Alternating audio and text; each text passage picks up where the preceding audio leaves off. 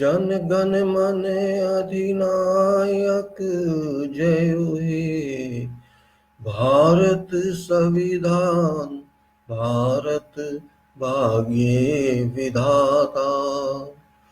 जम्मू कश्मीर हिमाचल पंजाब हरियाणा दिल्ली उत्तर प्रदेश उत्तराखंड बिहार गुजरात मध्य द्राविड़ आंध्र तेलंगाना कर्नाटक केरला बंगा विंध्य हिमाचल तावी यमुना गंगा सरस्वती कृष्णा ब्रह्मपुत्रा।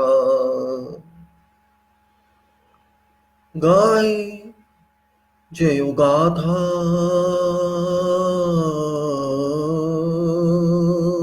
गाय जय गाथा।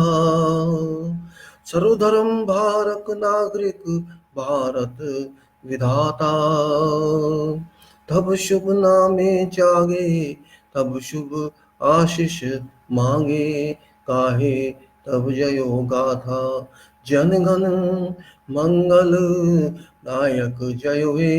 भारत संविधान भारत भाग्य विधाता। जय हे जय हे जय हे जय जय जय जय हे। जय भारत वंदे मातरम। सुजलम सुफलम मलया शीतलम सहर्षा श्यामलम मातरम Vande Mataram. Hi guys, this is Suresh saying as I showed to you my class regarding talk of professional engineering. Just for information, I am showing certain sketches for this can be used for site work. Just symbolic, not for you, symbolic for people to know about engineering. General public should know what sort of works we do in whatever way. People must know what activities we run. That is important to be understood. It's not simple. People are not aware of that. At least I'm trying to show the general public what sort of activities which they do not know about. They know about construction, but they don't know what is the background of that. All that is very important from information viewpoint, not from something else. Information is very important.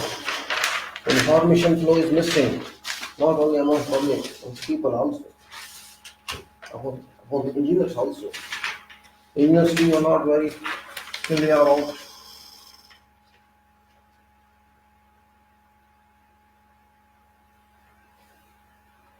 just certain drawings, certain sets of indicator drawings, all built, all constructed manually long back, no computerized, nothing.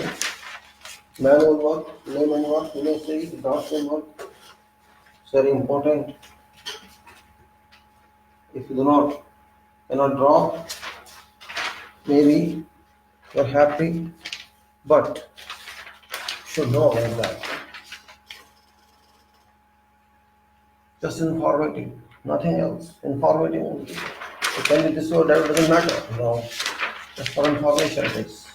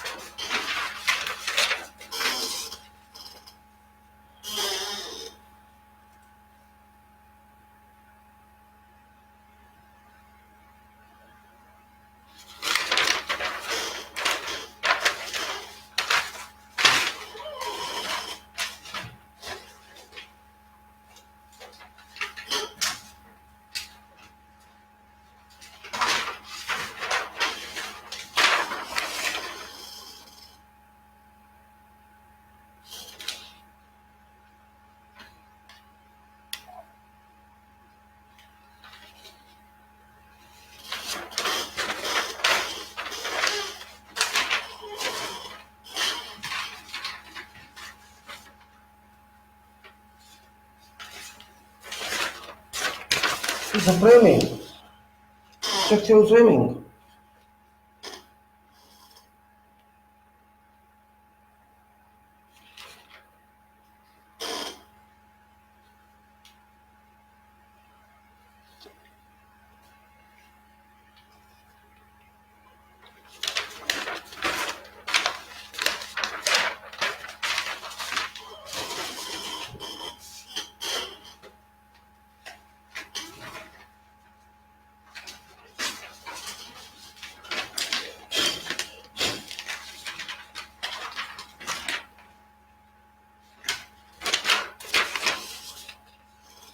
Various details indicatively shown for information of what type of drawing, what process of drawing, what type of drawing detailing we do in engineering or purpose construction, design and construction both.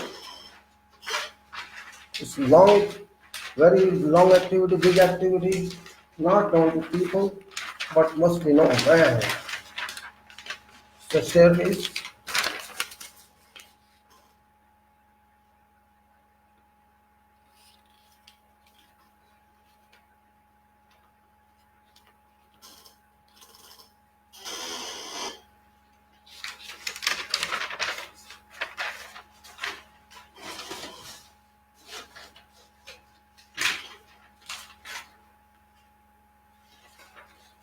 sorry,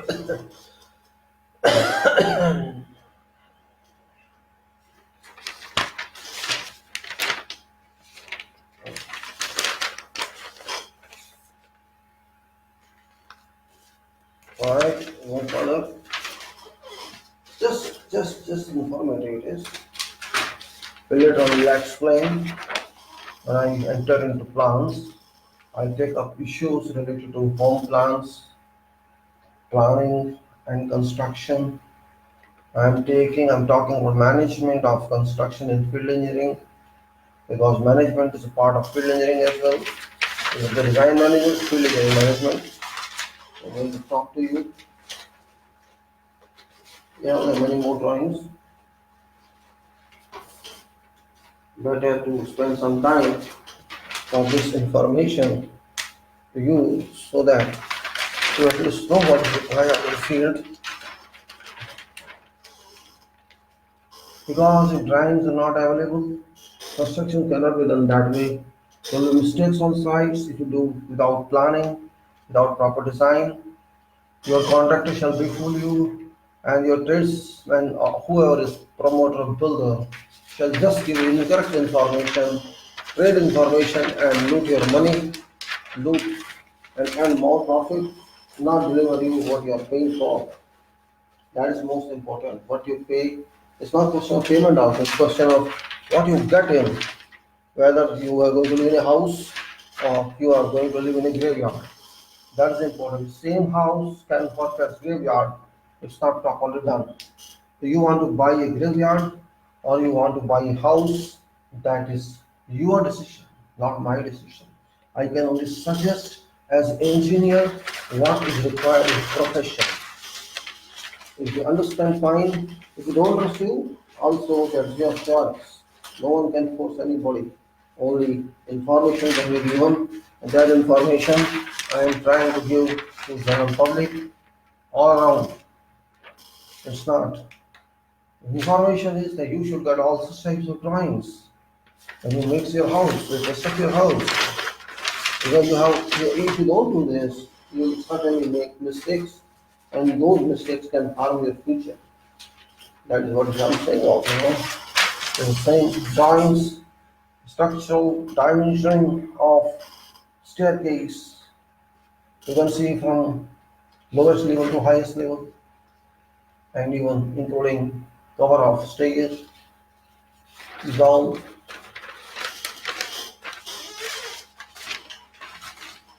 You are paying for this.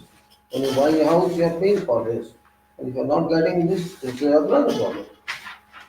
You can see the shaded one, structure.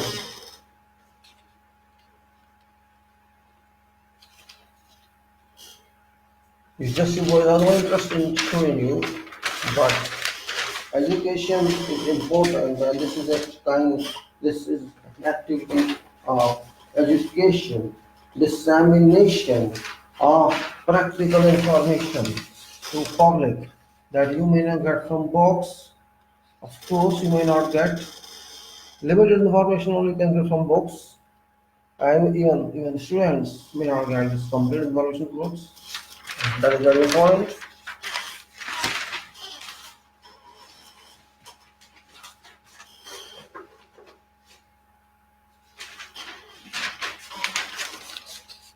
A number of drives I'm showing you because every time I cannot show this, so I'm just trying to give as much as possible in this because this time there are many and I've shown you many before.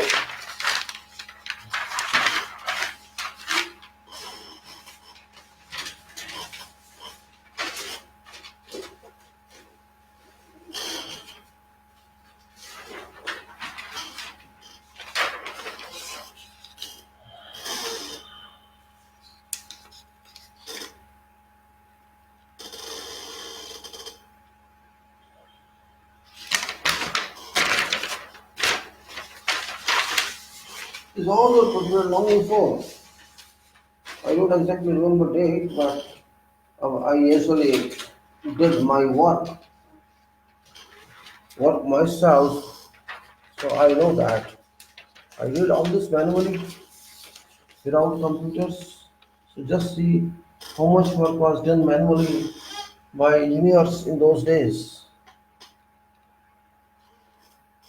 It's tremendous work, but now computer is there, it's computer time, yet these are all archaeologically concerned, archaeological, just to let people know what world was. People do not understand facts of life now, but that is not enough. Various plans.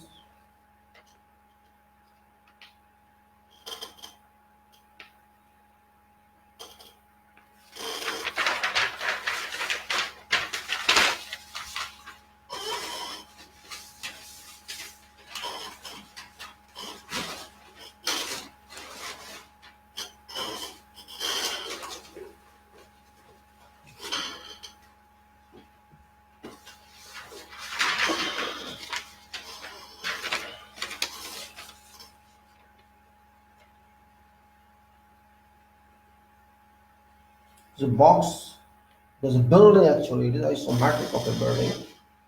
Just simple building showing from roof to down. Level.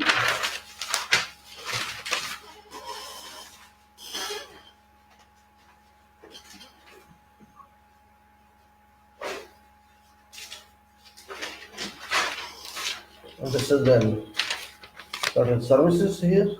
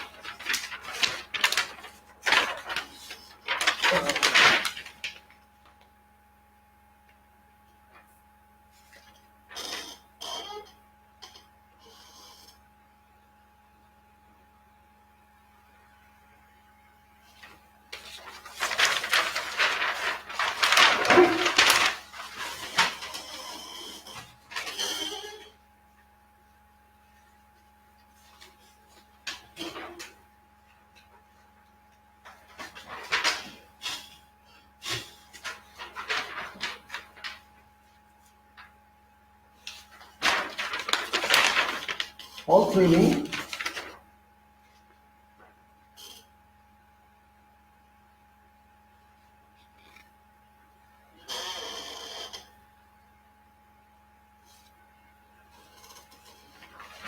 I'll try to see some later. I show remaining one because I don't take much time. Not okay to lose your time. I got explained theory as well. I'm just showing a few drawings. I'll show you remaining one later on. Maybe a little more. I'll pack it up.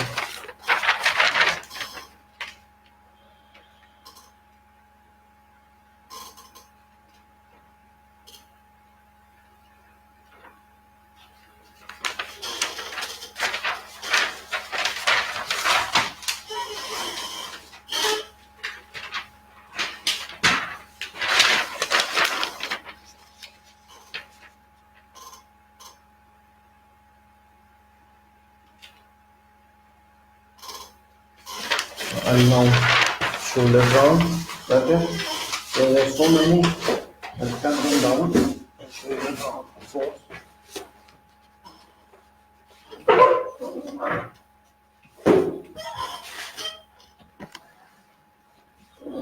I continue. Yes, dear friends, and we continue our talk tomorrow. Other time, I'll show you rest of drawings. So this is engineer. So as I showed my certifications, and back to you regarding discussions of site and field, role of various people involved, and I have told you about practice of engineering in the field and authorization of engineering as well. As in authorization, for example, this is the Institution of Engineers India. You maybe heard about this. This is body of engineering which issues so many certifications like professional engineer, like chartered engineer, for example. This is, you can see this chartered engineer here, as well as issue certifications like membership issues and fellowship, etc. So this certification means certain person is professional, is competent, certified, verified, corroborated with qualification and experience. That is meaning of the certification. So I was interested to share with you experience of management in engineering, in field engineering, as well as roles. But let us see what field engineering is. Why do we call this field engineering and why do we call it some other engineering? Field means field of construction, field of development, where projects are involved, where people are involved, resources are involved. And this field can be design field also, because that's also a field. If there's a project, there's a design, otherwise there's no meaning of design. So design engineering is there, but field also means actually you may say design plus construction are both field of engineering. One is from design point of view, from you can say the system making point of view, whereas other is implementation of the designs, and that is called field, practical field engineering, site engineering you may say, but generally field is better because site is little different, because offices do exist on sites also, management does exist on site also. That's why we call it site engineering or project management. Project management, it's also a very big term, project management. In fact, if you talk of project management, I have to see what project management is. In fact, construction projects management, I had written a paper on this and also is somewhere available on my list of URLs that I placed.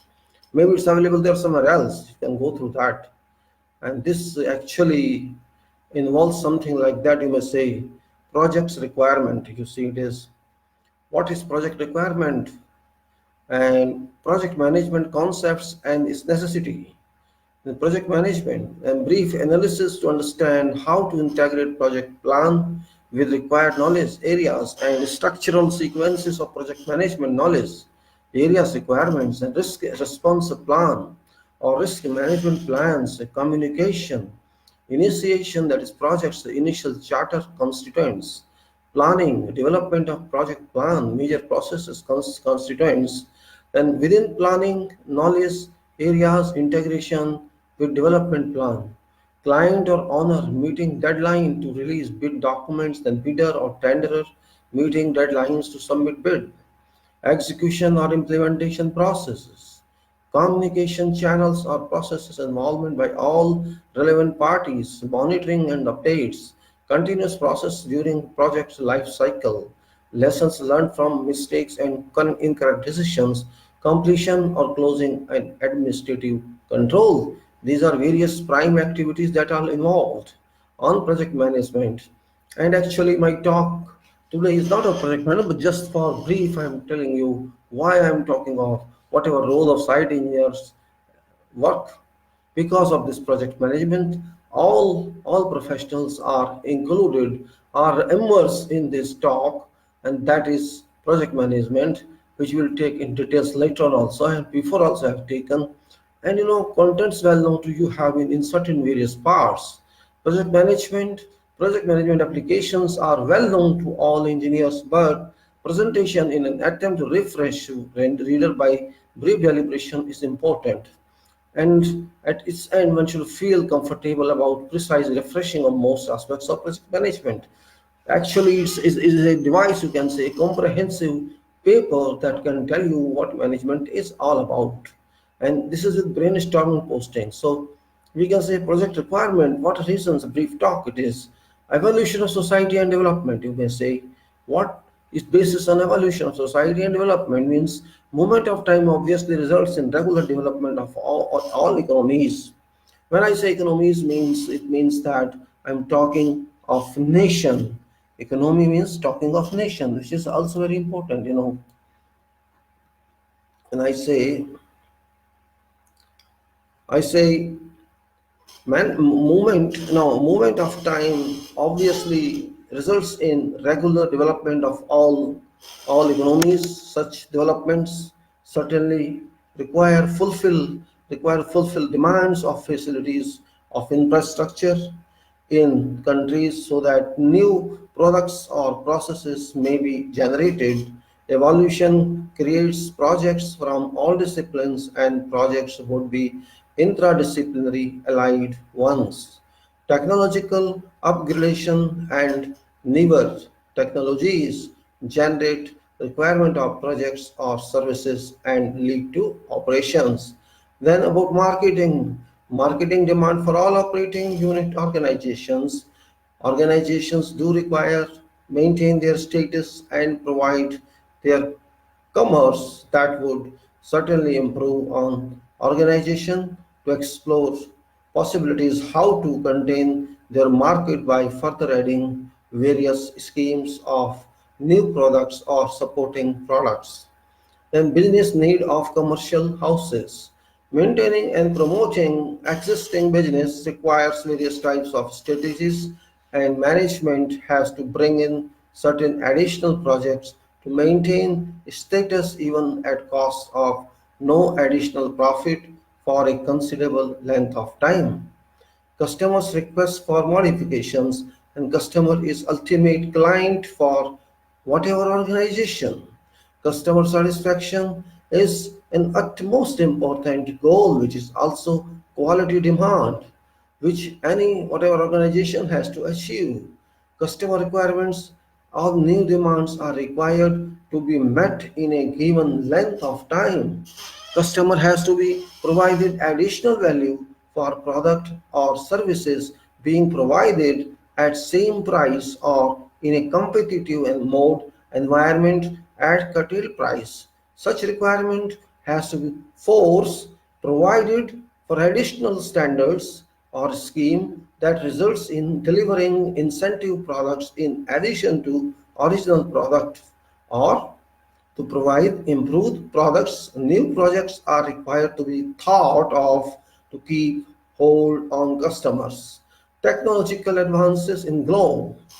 Well known to all that technology in all disciplines keep on changing with a fast pace that forces industrial business group to maintain update on technologies so that existing products are adapted to newer uses that shall definitely result in better quality product with lesser cost or optimum cost. Particularly in electronic world, technologies change very fast. The demands for revision on all products resulting in generation of additional projects.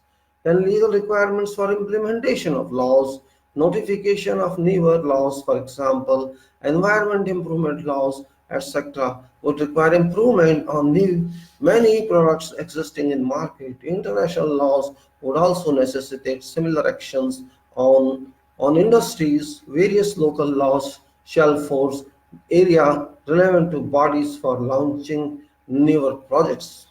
Social needs and fulfillment.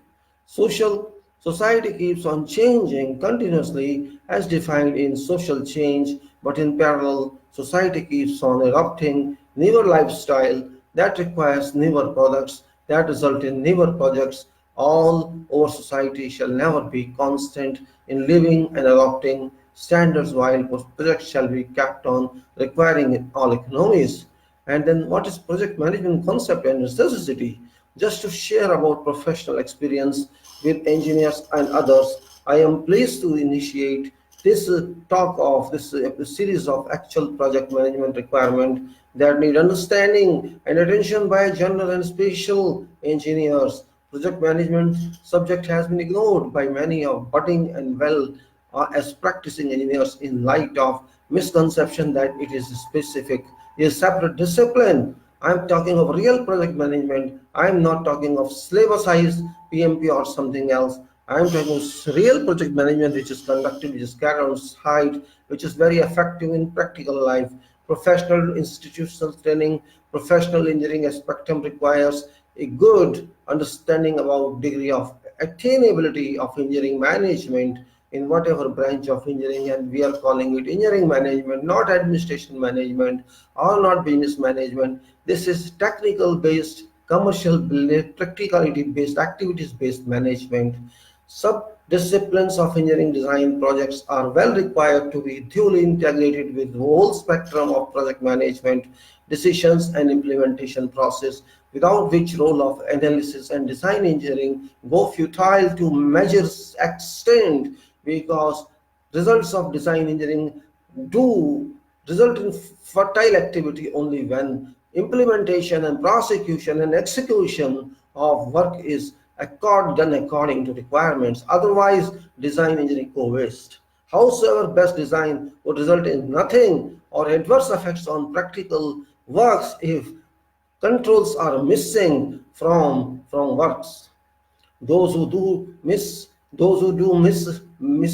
management principles and their interactions followed by implementation as well as monitoring find is almost difficult to sail smoothly in turbulent waves.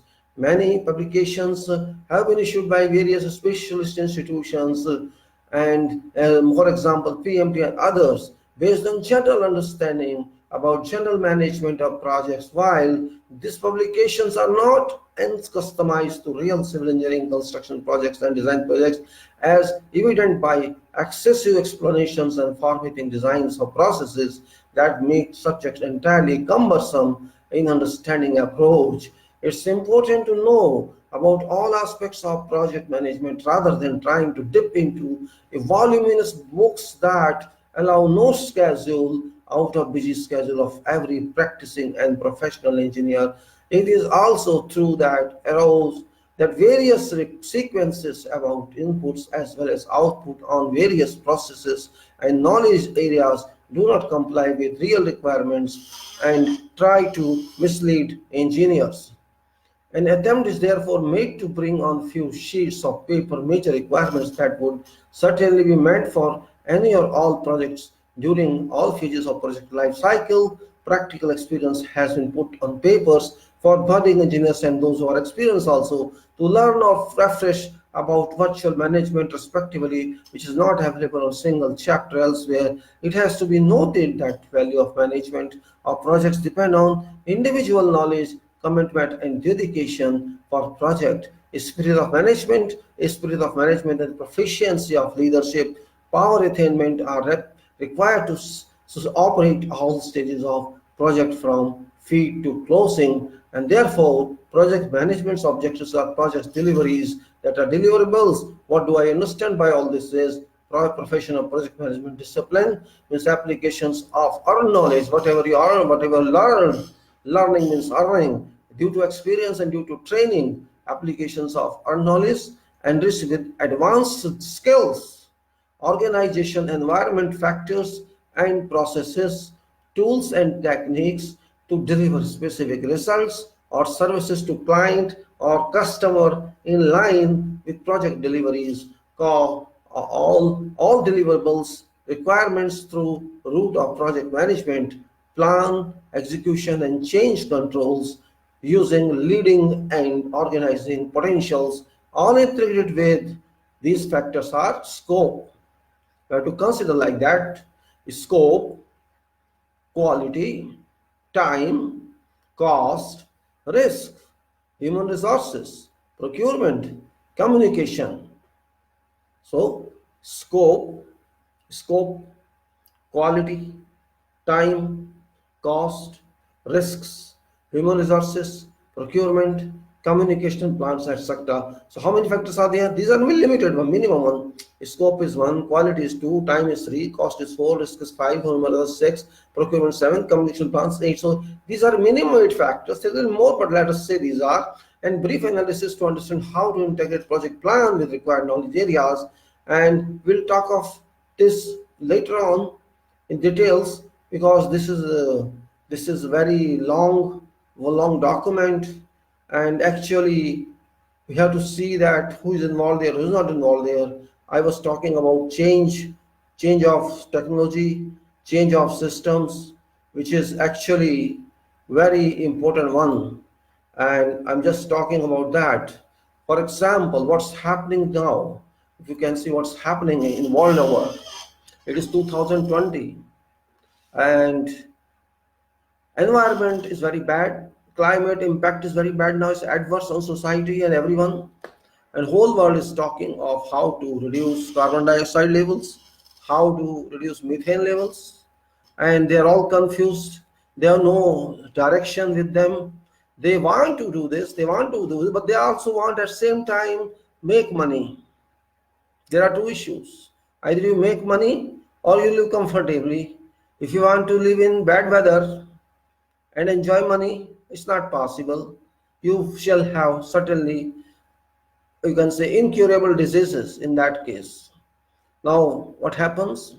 Plastic, say, what is plastic, from where it comes? You know all. If you know all, I just brief it. We have fossil fuels, petrol, diesel, gas, etc.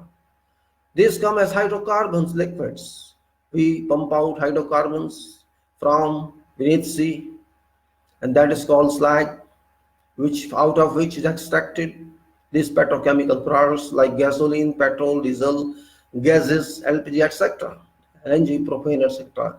And these, after being extracted, leave some products, residual products, which are further used for producing these ethane, methane, propane, butane, all these gases, which further lead to production of plastics.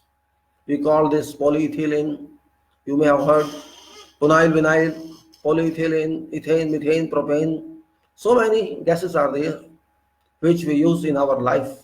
And this has led to polystyrene, for example, included polystyrene, extruded polystyrene, polyethylene, which we all use in daily life.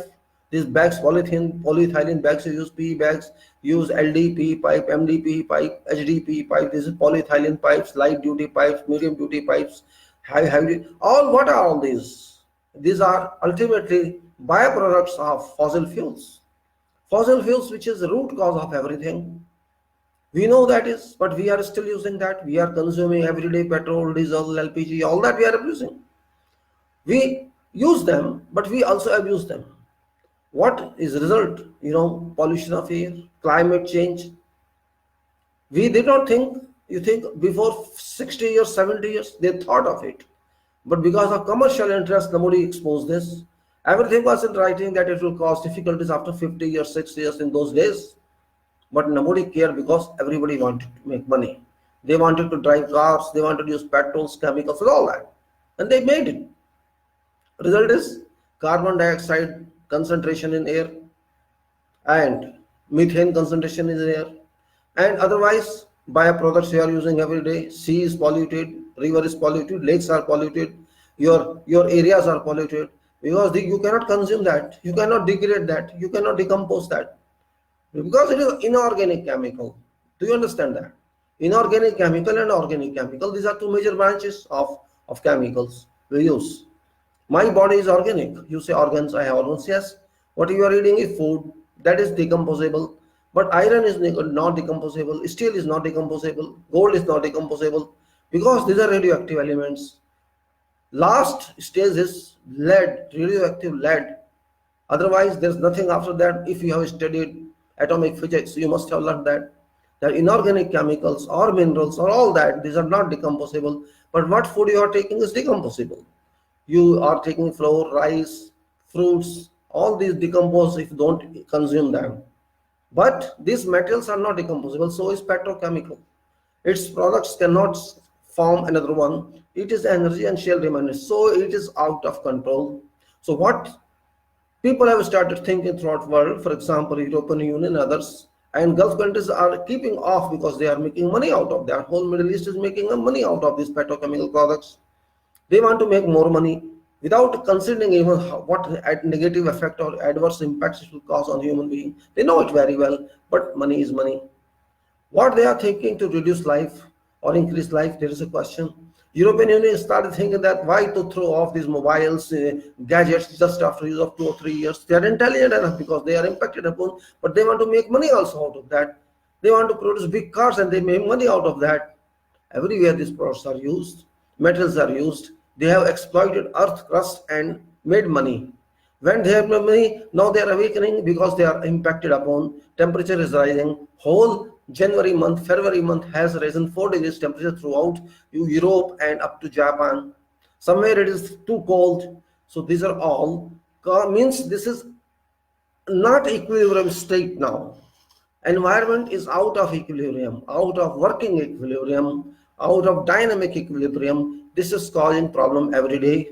Your air is filled of chemicals. It's not pure air. It's not some oxygen, nitrogen, argon. It is now carbon dioxide. It's now carbon monoxide. It's now ethane. It's now methane. Your air is now that which is poison actually.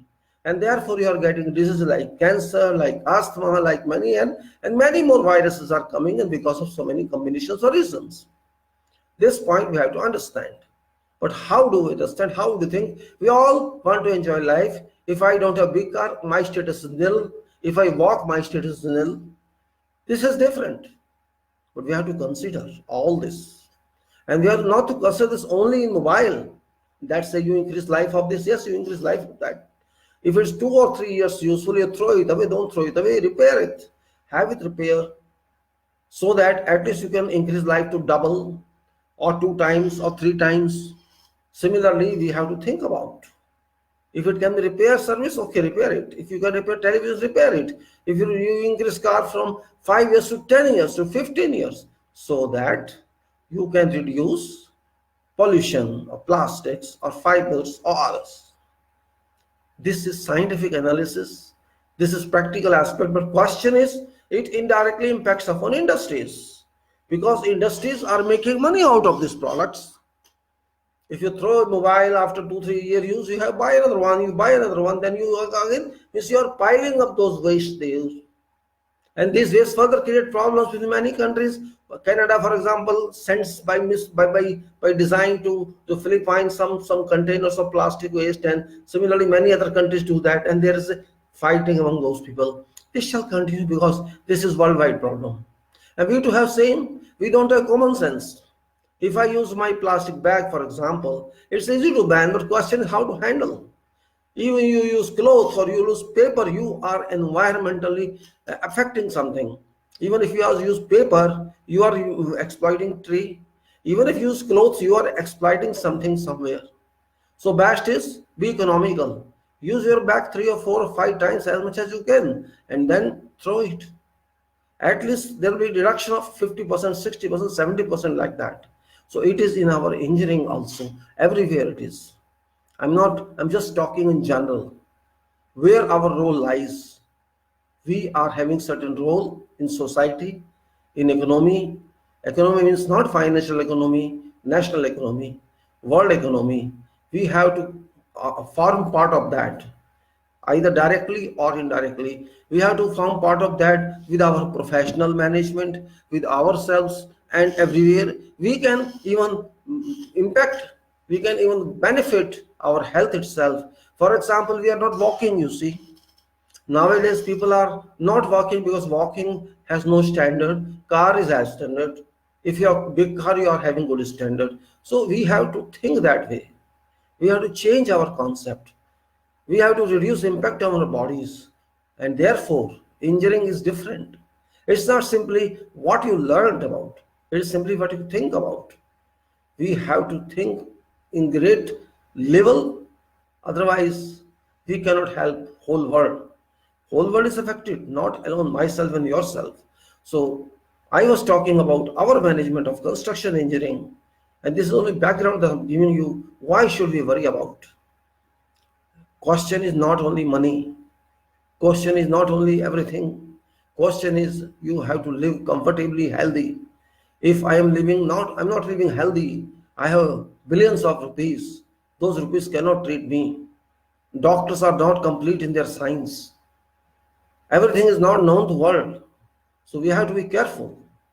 So we have to, as much as we can do, to avoid, to encounter these adversities, these negative impacts, we should do being intelligent, qualified, educated people.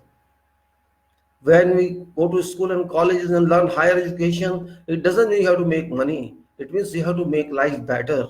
You have to contribute your opinions, you have to contribute mental power, you have to contribute yourself, your soul for better results. That is what is required. Money, everybody earns money, and money doesn't go with you. But you have to serve society. You have to make this world better. You have to exploit natural resources for positive action, not for making money only. But thoughts are different. Whole world is different. That's the result that we are making atom bomb and nuclear bomb to kill people. Means we are doing everything negative. And this has happened. This is happening. This shall happen because after all, we are social animals. Everywhere we want to kill each other for nothing. Now, I'm not going to that philosophy, but ultimately, destiny is destruction. We have spoiled sea, we have spoiled rivers, we have spoiled ground, we have spoiled air, and we have spoiled our thoughts. What is left? Nothing is left. So we have to start from scratch, and that is at least we can start where we are working. So my management talk, my supervision, my execution, my prosecution, discussions were limited to roles of various professionals, and I was talking about role of practical engineers, I should say, not conceptual engineers. That is, we call site engineers in general term. You may call site engineer, you may call whatever, doesn't make a difference as far as work is concerned. I can talk in the field engineer, means he's working in a field which is last destination in that, because first destination is concept development, then field, then designs, and then many other activities in between, and after that we have to reach to deliver constructed product, and that is called field, where actually that is a manufacturing unit, that is industry of structures. Every site, every location is industry for that project. Product is delivered on that place for that user who would use that. And that is real point of attraction, which converts design philosophy into working philosophy. And if that fails, your design fails, your money fails, everything fails. Because now keeping abreast this environmental issue, we have to prolong life of all those activities, all those products and members of, or whatever activities involved, whatever done on site should be longer in its use than we ever think of. For that, it is required that we have to be quality oriented. Quality means not quality control alone, complete quality orientation. And we have to do it in a way that we add value to that. That is more important, and value has different meaning. It's not simply value of money, it's value of its use forever until that structure exists. That is more important. We should think means ancient structures do exist. Of course, they are very stronger in designs, very stronger in construction, yet they They claim that hundreds of years they can work, they can serve. But we are still not in that position, despite we have lot of knowledge with us. Voluminous knowledge we do have, but that is only to theory, that's only on papers, not on ground. We have to procure, we have to shift, translate that into groundwork, and that is actually called engineering in field. Field engineering has been very important now, more important because you are final there. There is no further stage if you just take out of that. Design can be amended, design can be reviewed, proof checked. There can be applications and use from many codes. It can be American code, now probably British code in future, European code and many other codes. Those can be utilized as part of research as well as part of work, but there can be no such research on operations. Once it is done, means done. Just for example, concrete you did concrete, you have done, but you forgot or due to some whatever reason, curing is not done. You know what shall happen? Every engineer knows that. Every foreman knows that. Result is very difficult solution. There is no solution on that. You may say only I missed curing. You did not do that. It happened in many cases I have seen. That results in failure and wastage of natural material. There is no solution to that. You may inject anything. You say I'll inject slurry into that. I'll inject chemical resin into that. No, that's no solution. That is what I am saying. Material is material, supervision is supervision, work is work. You have to be serious in that case, and seriousness comes from your role. You are site engineer, you are field engineer, you are manager, you are project engineer, you are structural designer, or whatever you are. Seriousness is required. That is very important. If you cannot think seriously, then better join some other field. Join IAS, join defense, join something else where your seriousness is not that much required as your dedication is required. But in engineering, dedication plus seriousness plus alert plus everything is required. You have to lose your sleep, that is also required. You have to sacrifice your comfort, that is required. You have to be used to all weather conditions, that is required. You have to be in all roles from office boy to head of your department. Perfect public relations officer and labor relations manager. You have to be in all those cases. If you cannot do that, you want to sit in office and work on computer or sit 8 hours or 10 hours a day, then field engineering is not your area. Your scope is not that. Keep in mind, don't waste your time and then keep torture yourself forever that why I am in this field, why I am working here, what did I get from my degree of engineering, what did I get from my master's or for you shall not get anything. Forget that. I have seen many people having triple MTechs and they did not know where sand was lying in front of them. So we do not need such type of people on particularly practical aspect. Because they are imaginary, they should be imaginary. Let them be imaginary. Let them write thesis. Let them write research papers. Let them they do for that is required for their further promotion. But to an extent, labor relation is concerned, work is concerned, use is concerned, consumption is concerned, metal resources consumption, and you can say use of natural resources is concerned. Person should be very, very smart. It doesn't matter if you don't know very good English. English is not important there. Important is work and instruction and coordination, communication, everything. If you want to sleep, don't go to field. That is very important. So I can say maybe some of you don't like this type of statement. It's not your liking. It's fact. If you go to sites, go and see your country, you go and see in our country. You will not like to see those works they are doing, but you have no authority over them. You cannot stop them. Because on what basis you going to stop them? If I go and tell someone, first of all, why you are telling me this? Maybe you are exposed to danger. They may attack you. What can you do? You cannot do anything.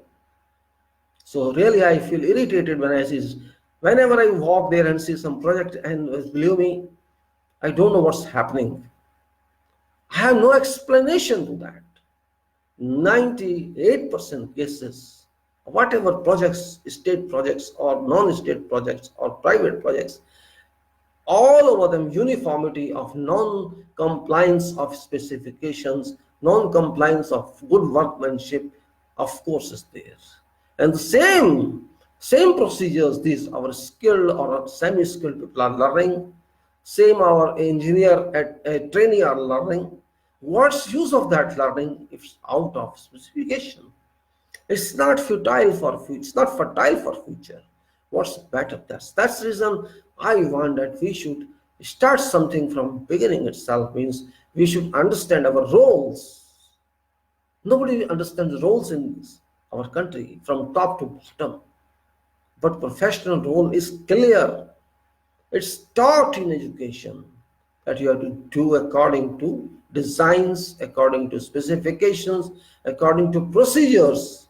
But we all ignore that, we condone that, because when we don't see with using our eyes, we cannot understand. Physical status is more important than mental status. We forget everything. And that I want to bring, awaken again. Awake, rise, salvation. Awaken your mind, awaken your thoughts, and that's why a role should be clear. I have seen, of course, job descriptions are given there, even in advertisement these days. But who writes them, they don't know what they are writing. It also happens. They write very long list of job descriptions, meaningless. You should know this, you should know this, you should know this. And in fact, that person who is writing, he himself doesn't know what he's writing for. You go and appear in some interviews, they will raise certain questions which are not at all linked to your job, but they just raise because they know that much. Nobody is interested to take certain examination, in written examination, then based on that, they don't even read your curriculum vitae and talk in accordance to what your experience has been all about, because they are not that much serious. Well, no criticism for that, because it's uniformly applicable. I have appeared in many interviews in my life, and I've seen one or two except one or two interviews, all were similar. So my target is that we should define ourselves, what we are. Do we fit in job which we are doing, or we have to take jobs because of our religion or because of our region or because of this and that? It doesn't work in engineering. There are certain countries who demand something, you should be this religion, that religion, and you go and see quality there, you will be unhappy with that. I have seen that. You go see Saudi Arab, you can see. You will find a difference in quality in Saudi Arab if you compare to Qatar. And if you compare Qatar to Iraq, you will find complete difference. These are because it depends upon what sort of management there is, what sort of nationalities are working there. It happens. But question is not nationality, question is people, question is requirement. Engineering is uniform all over the world, there is no difference. It's same, it's international education. You cannot say if you are from this country qualified and a person who qualifies from USA or UK, they are higher. Nobody is higher. Only concept, mindset is that. Otherwise, WL square, it applies here, it applies everywhere. Similarly, formula applies here, whatever applies there. So you cannot differentiate that way. So I was talking about triangular management of these 8 points I just told you, which are management point, and important of these 8 are 3, that is cost, quality, and time. These important factors must be clearly understood very well, because these 3 are dominant factors. If you do not value time of project is a failure, because cost and time and quality are 3. Time is very important because you have invested money, capital in that. You might have taken loan or whatever, definition you have taken your own money, use that. Means if you are not going to use that property, that asset, it impacts upon your earnings, it impacts upon use, or Whatever financial outcome is your responsibility. So time factor is very important. It cannot be taken for granted. No problem, 1 month, 2 months, but no, even every single day is important. And that is why on contracts, liquidated damages or LDs or so-called practically penalties are imposed upon. You have to keep that in mind. Even if you are wasting half an hour on a project, you are inviting LD on yourself. So every minute is important. You have to think that way. You are a pilot of that project. You are driving it. You are airborne, and you cannot lose time.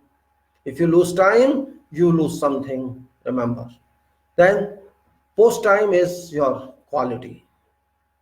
Quality, if is not complied with, this means your product is substandard, and substandard product is not valued, it is rejected, or it is partly paid. One of two answers. Rejected is rejected. So quality factor works there very heavily. Yes, it can be super quality, or you can say value addition.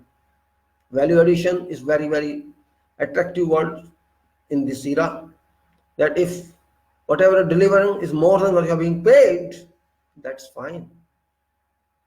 And time cost is there. Of course, if you waste time, you are adding cost to that. You are wasting material, you are adding cost to that. You are not doing good work, you are adding cost to that, so that you have to make it good, bad work. So these 3 points are very significant for every engineer to understand. And these three actually required action. If project is delayed, recovery action is required, provided some percentage of delay is acceptable. If it is not recoverable, you have to recover it. You have to augment resources. You have to add shifts. Whatever you do, you have to do it. Overrun is not allowed. Time overrun is not allowed. Otherwise, you are efficient or not efficient, you have to decide yourself. So time means quality and cost. These 3 points. Quality is very significant, which you have to understand thoroughly. And if you don't understand, means you are not going to work properly. You cannot supervise people. You cannot instruct them properly. You cannot have method statements. You don't know sequence of activities. You don't know operations. So simple. And when you don't know, you have no right to supervise. You have no right to command. And then time happen, quality happen, and cost. So you can say yourself, your involvement should be there as site engineer, or if you are manager as manager, if you are project in charge as project in charge, or your owner as owner, or your whosoever you are, contractor, main contractor, subcontractor, or whatever, engineer, supervisor, everybody is responsible directly or indirectly, this way or that way, to maintain project. Project is not simple one, it's very complex in modern way, that other parties involved, that is impacted upon. If you delay for 3 months a project of 1 year, 25% you have lost already. Your profit is hardly 10%, maximum not more than that, and you are spending 25% on your penalties. Though you are not going to pay 25%, certainly there is restriction on contracts, but practically time has gone. Value of that project is gone. Whatever earnings would have come in 3 months have gone. Though you are only going to pay maximum 10% damages. Question is, you are not professional there. If you cannot get more projects from that department or party or promoter. So we have to consider that very positively. Means our role stands at time controls. Means time control is a very difficult factor. Yes, if you work yourself alone on computer and work, you can control time yourself. You can stretch your time, your legs. You can control your own activities. You can control your working times. But when it is others are dependent on you and you are dependent on them, you are dependent on field people, personal, all personal, supervisory personnel, or executive personals, then you have to extract work from them, and that job is actually management job. It's not that easy as you think, because when many people are there, many problems do exist, of course, and you have to resolve them. You are resolver there, you are solver there. Keeping in this mind, and then factor of quality, people cannot understand what's in their mind. You have to make them understand. And in 6 months or 1 year, 2 years, you cannot teach everybody. And you can't expect them to know everything. It's field after all, layman people, intelligent people, all type of people available. Study takes time. You have to study everybody. What I'm saying is, means it's very, very complicated exercise. How to understand people. You cannot stand with them all time. So quality control, a part of quality system, is very significant. Of course, people ignore it, condone it, but there is no solution for that. If your joint is only that I have to take my salary and work for so many years on this project, then your mind shall not work on quality and time. And of course, cost related to these two and many other factors, as I said, communication, human resources, materials, risks, safety, and many more. These are only defined one, but there can be unlimited number of factors.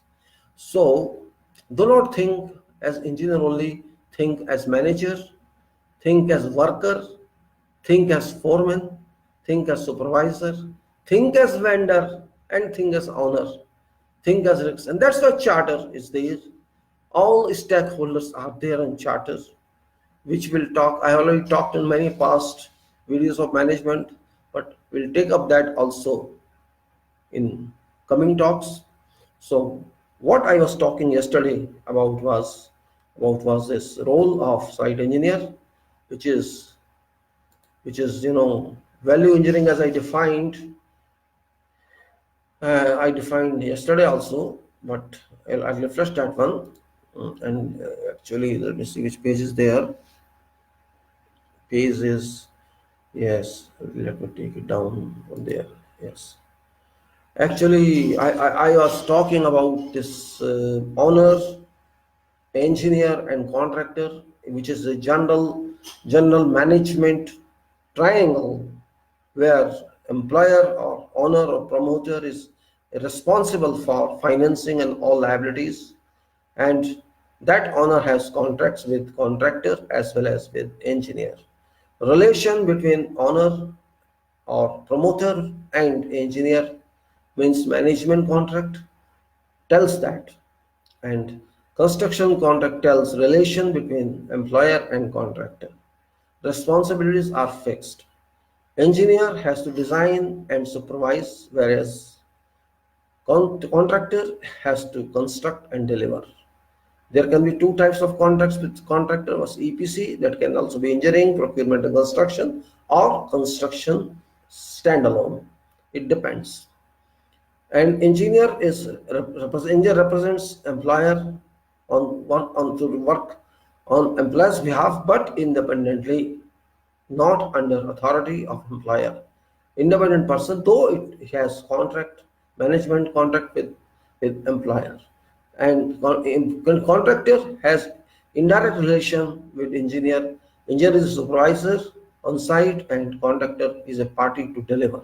Both have different relations, non-contractual relations, whereas contractual relations exist with employer. So there are two contracts, and there's another one is third party. So sometimes engineer is also third party, or third party contracts is also awarded to someone who can audit both, who can audit engineers' activities as well as contractor activities. This is definition, simple definition of what can go. It can be given any name. It doesn't matter as far as operations are concerned, activities and roles are concerned. So I was talking about role of site engineer, and that is now value engineering. What I have actually defined is, what is value engineering? What does it mean? Is it about cost or it's about quantity? Means we have to answer ourselves. You can define your way. I can define my way. Something, it is something plus. Means what is expected plus. It's like that. So my answer is no to cost and no to quantity. That is not my answer. Your answer can be different. Sometimes people say, oh, buy one and take one free. People consider this valuable. I don't consider value engineering. That is greed only. How can you pay one free when you're buying one? You cannot pay one free, you cannot give one free, it's not possible. Well, no, it's none of these actually. It's having entirely a different industrial meaning. And a fine understanding of its construction is a must for every personal, every member of team belonging to all relevant parties involved on projects. Now in civil engineering field or construction field, there's no limit on activities, never. In all sections, be it designs, be it construction, be it supervision, be it office work or site work. All engineers would carry out work according to requirements as specified. Contractor would do job to contract requirements. There would be no value on expected level of performance. Quality systems shall have to be complied with. Quality system.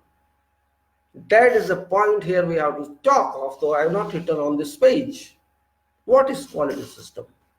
You may say ISO 9001, 2015 or 2008 or Sigma 6. Yes, you are right. That is device. That is the way how to do it. But is that indispensable? Can we not go without that? When I was too young, I was also working. There was no quality system as such. I started my career in 1975 or 1980 both. First time post diploma and after post degree. But I didn't find all the systems that time, neither safety nor quality. But work were done. Works were done. Better than being done now. No computers in those times. No calculators even no calculators. We have to calculate manually. We have to do everything manually on drawing sheet with T and set squares or with scale only. So quality was also produced in those days. There was no system as such. So why are we bound by that? Because that is the system.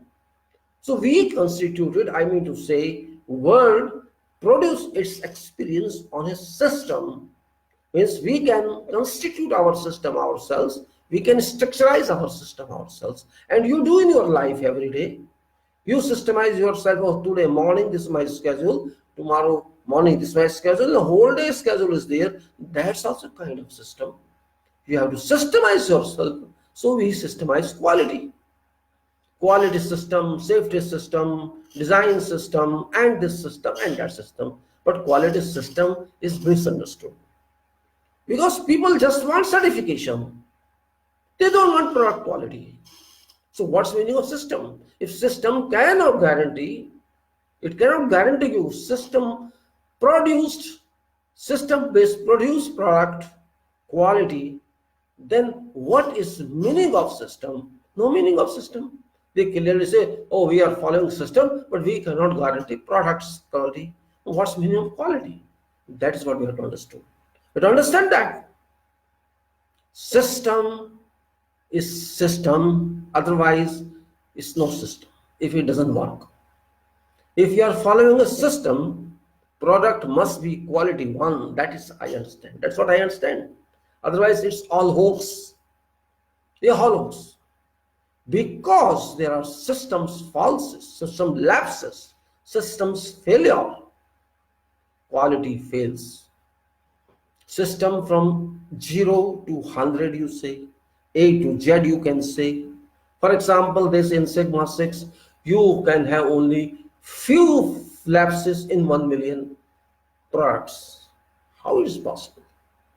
Yes, if machine is working, it's fine. If automatism do access in system, it's fine. But if people are involved, how can you say that only few failures in so many million products? It's impossible. That's theory. That's imagination. If automatic working is there can be errors. Well, that is their standard. No use of criticism. Similarly, ISO 9008 had some other declarations. ISO 9001 2015 have other declarations. They say whole head is responsible, whole managers, all managers responsible. Previously, it was not that. Are they responsible? If there's a lapse on quality on product, is managing director or head of that company or whatsoever producer responsible? What accountability that one has? Means our system we are defining, we are designing, we are taking responsibility of its implementation, but we are not doing that practically. If something is not done practically only for purpose of certification by registering authority of ISO 9001, this is only certification then. You want a tag or you want product? We have to analyze and understand that.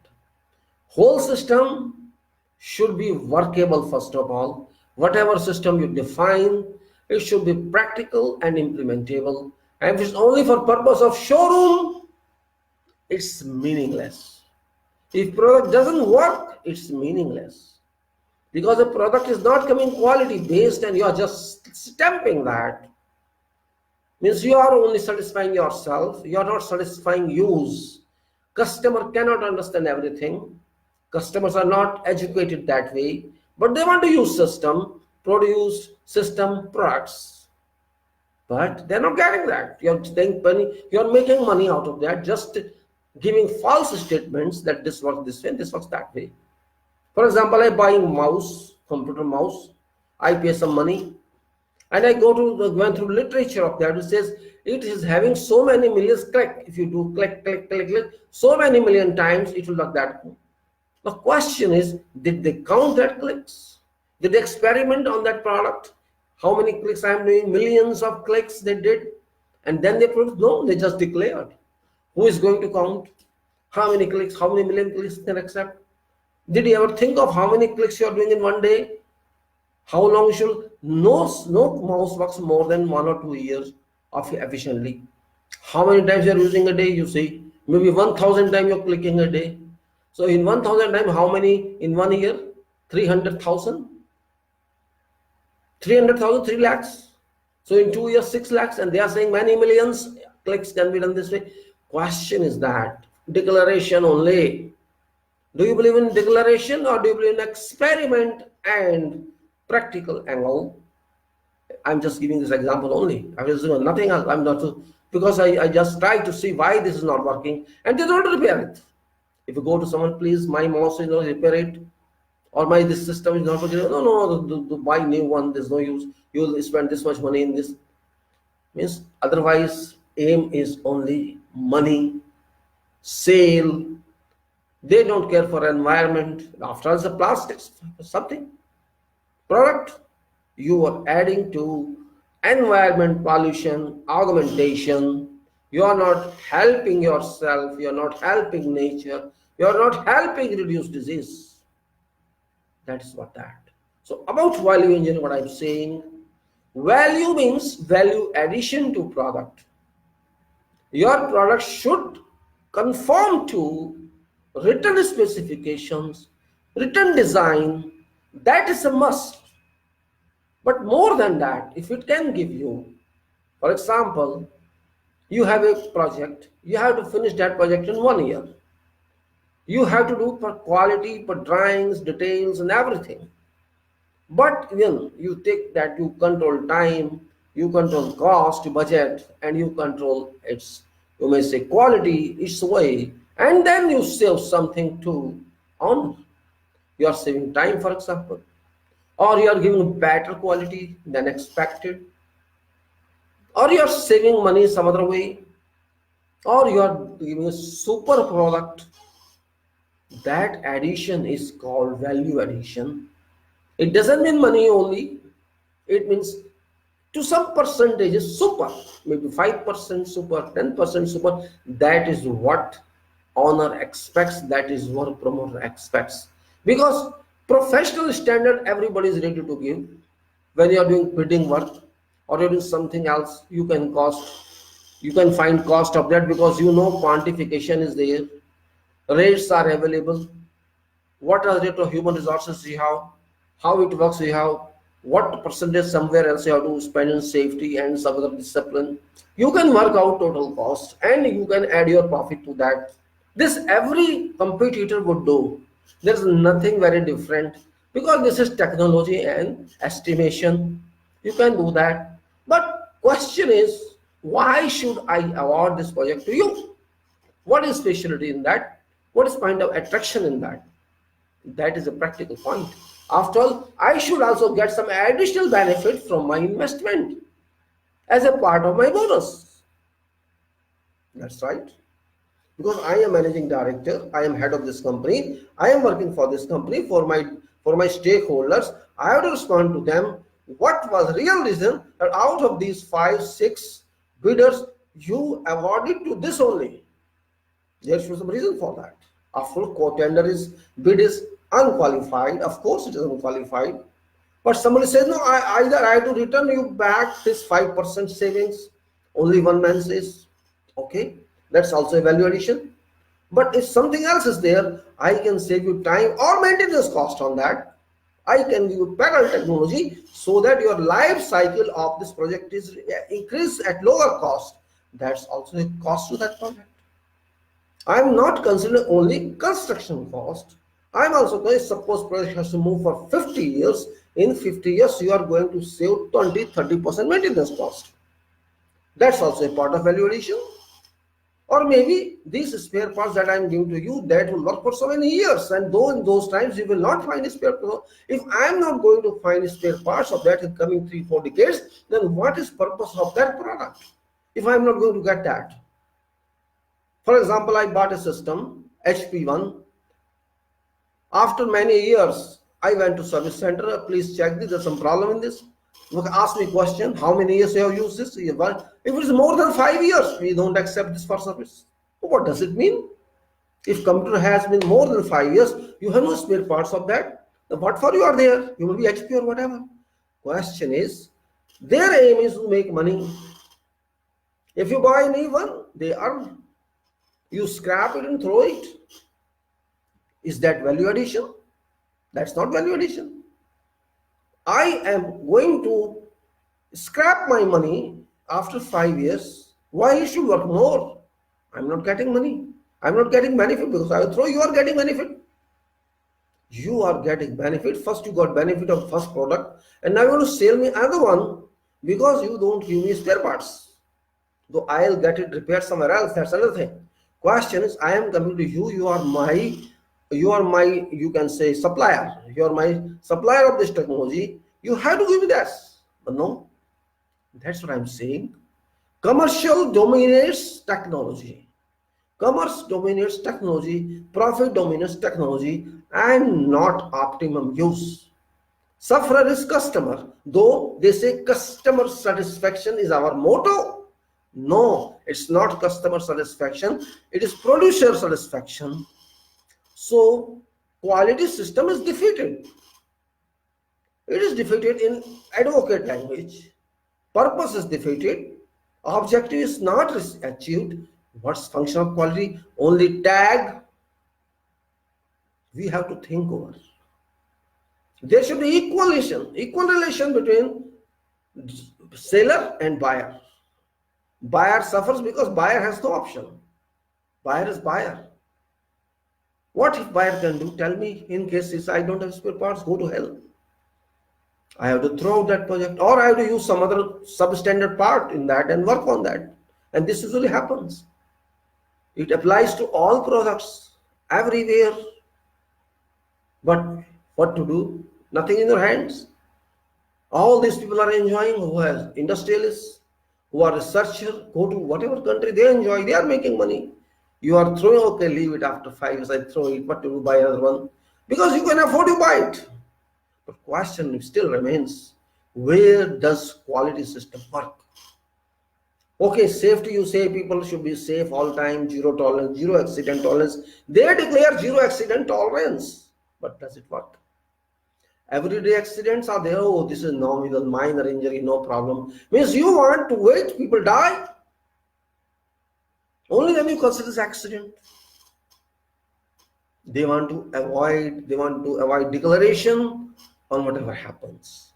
So means you are showing to customer, we are maintaining quality, we are maintaining safety, means no safety and it is fine, means safety first. Yes, safety is first. But I say accident is first, not safety is first. Zero tolerance is fiction, it is hoax. Oh, we have worked so many millions hours on this project, the zero accident.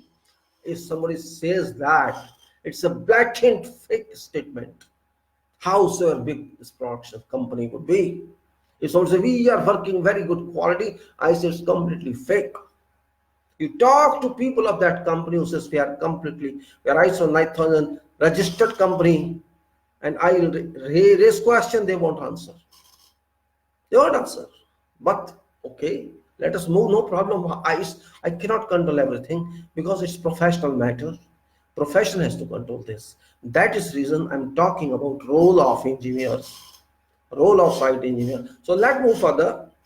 Whatever accountable professional has to carry out, whatever accountable professional has to carry out whatever job normally, but when some job is done based on additional thoughts or research based performance, enriching grade of product in terms of superior quality at cost of normal budget, saving on cost of project, saving quantities of expensive materials, saving contact time based on superior alternatives, and excellent methods is alternative than usual, presenting project with added service life, allowing better use flexibility on drawing designs, inducing environment friendly provisions, adding green use capability of building by saving energy consumptions, allowing various other benefits for user or client as same or normal cost without risking safety by thoughtful approach adoption. These benefits amount to value addition on project in any whatever form,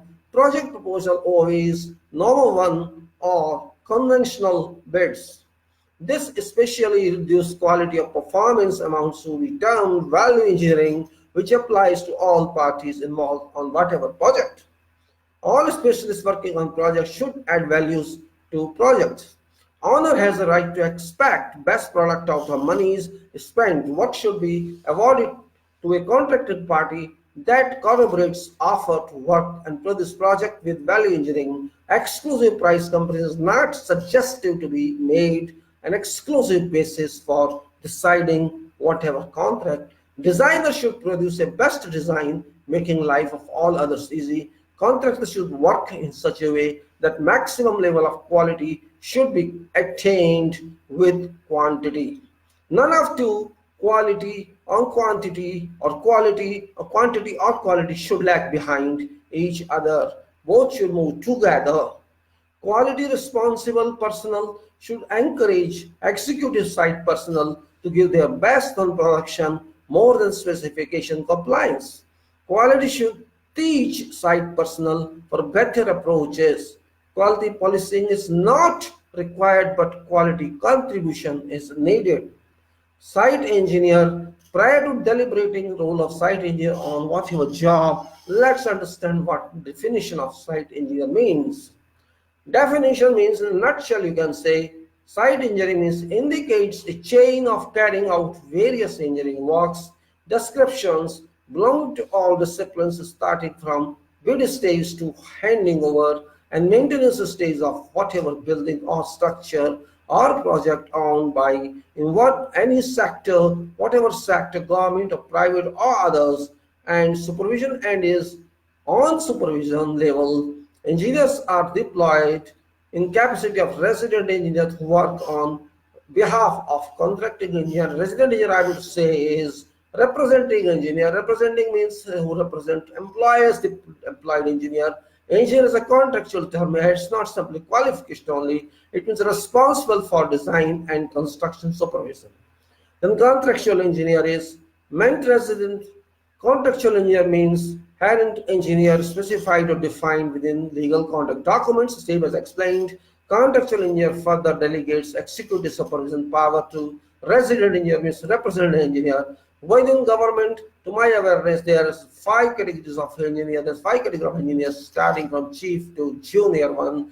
Chief, superintendent, executive, assistant, and junior one. Since chief engineer is originally responsible for contractual decisions as head of department of project should come under authority of chief engineer as a contractual engineer. All further engineers down line delegated hierarchy should be described as resident engineers or various levels of designations in construction, and I can say project manager or project engineer. Downwards organization line, foreman, supervisor in charge and work in whatever construction contracting company. All these designations are factually responsible for achievement of project construction, execution, or prosecution.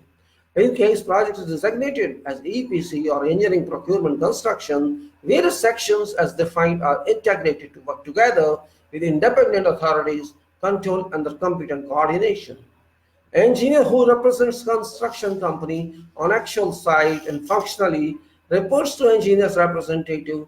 Resident engineer on site is designated engineer site agent or site in charge, site manager, depending upon contractual requirement. This engineer is designated as responsible site engineer for project. Under EPC, such engineer owns responsibility of all sections, functionalities. What virtually resident engineer and site agents are considered equals as project site authorities for functional purposes on site organizations from different parties. Resident engineer is responsible for all works of supervision carried out on project. Cost responsibilities are owned by engineer and not by resident engineer. Final power still is owned by engineer for all contractual purposes. Site agent representative is responsible for all works of constructions carried out by contractor on project. Site agent engineer position is not formally approved by engineer on resident engineer's recommendations. Approval of site engineer or site agent can be withdrawn whatever any time by resident engineer on behalf of engineer. Contractor has to produce another competent site engineer to replenish and replace outgoing agent. All engineer supervision all engineers, supervising engineers report to resident engineers and work for contractual engineer. All site staff of contractor, including subcontractors, report to site agent employed by contractor. The size and magnitude of project demands number of further site staff to meet requirements. Many site engineers to practically dedicatedly supervise all works may be employed on various sections of projects in many constituted terms under senior site engineers or construction managers. Various sections are organized under QA system or quality system requirements on all projects. Now, safety, engineering, planning, contracts, construction, surveying, quality, materials, administration are various strong model typical sections established on generally every site, every modern site. All these sections have relevant detailed roles to perform on projects. Roles are defined in project quality plans. And we have to discuss certain site execution engineers' role of this talk, and broad activities are, for example, you can take site takeover. From beginning, you can say site takeover, site planning, site mobilization, site surveying, site start or kickoff, site construction, site quality, site supervision, site completion and maintenance. Once again, takeover, plan, mobilize, survey, start, kickoff, construction, quality, supervision and completion and maintenance. Now, question was regarding earthquake management, EQM, earthquake management, which is a very burning issue sometimes back and still there.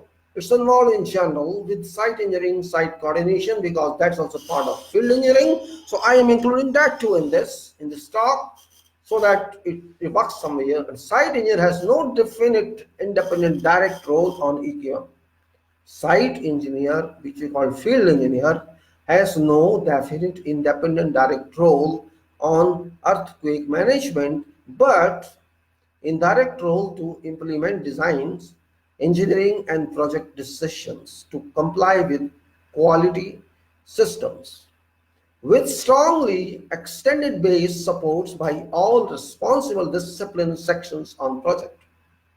Site quality plan and site safety plan. Site quality plan and site safety plan must describe functionary as well as reporting roles of all responsible engineers on project. Both documents are very significant management documents to perform on contract project. Site quality plan, if you not heard, just know it. Site safety plan, if you not heard, know it. These are descriptive plans in connection with quality as well as in connection with safety.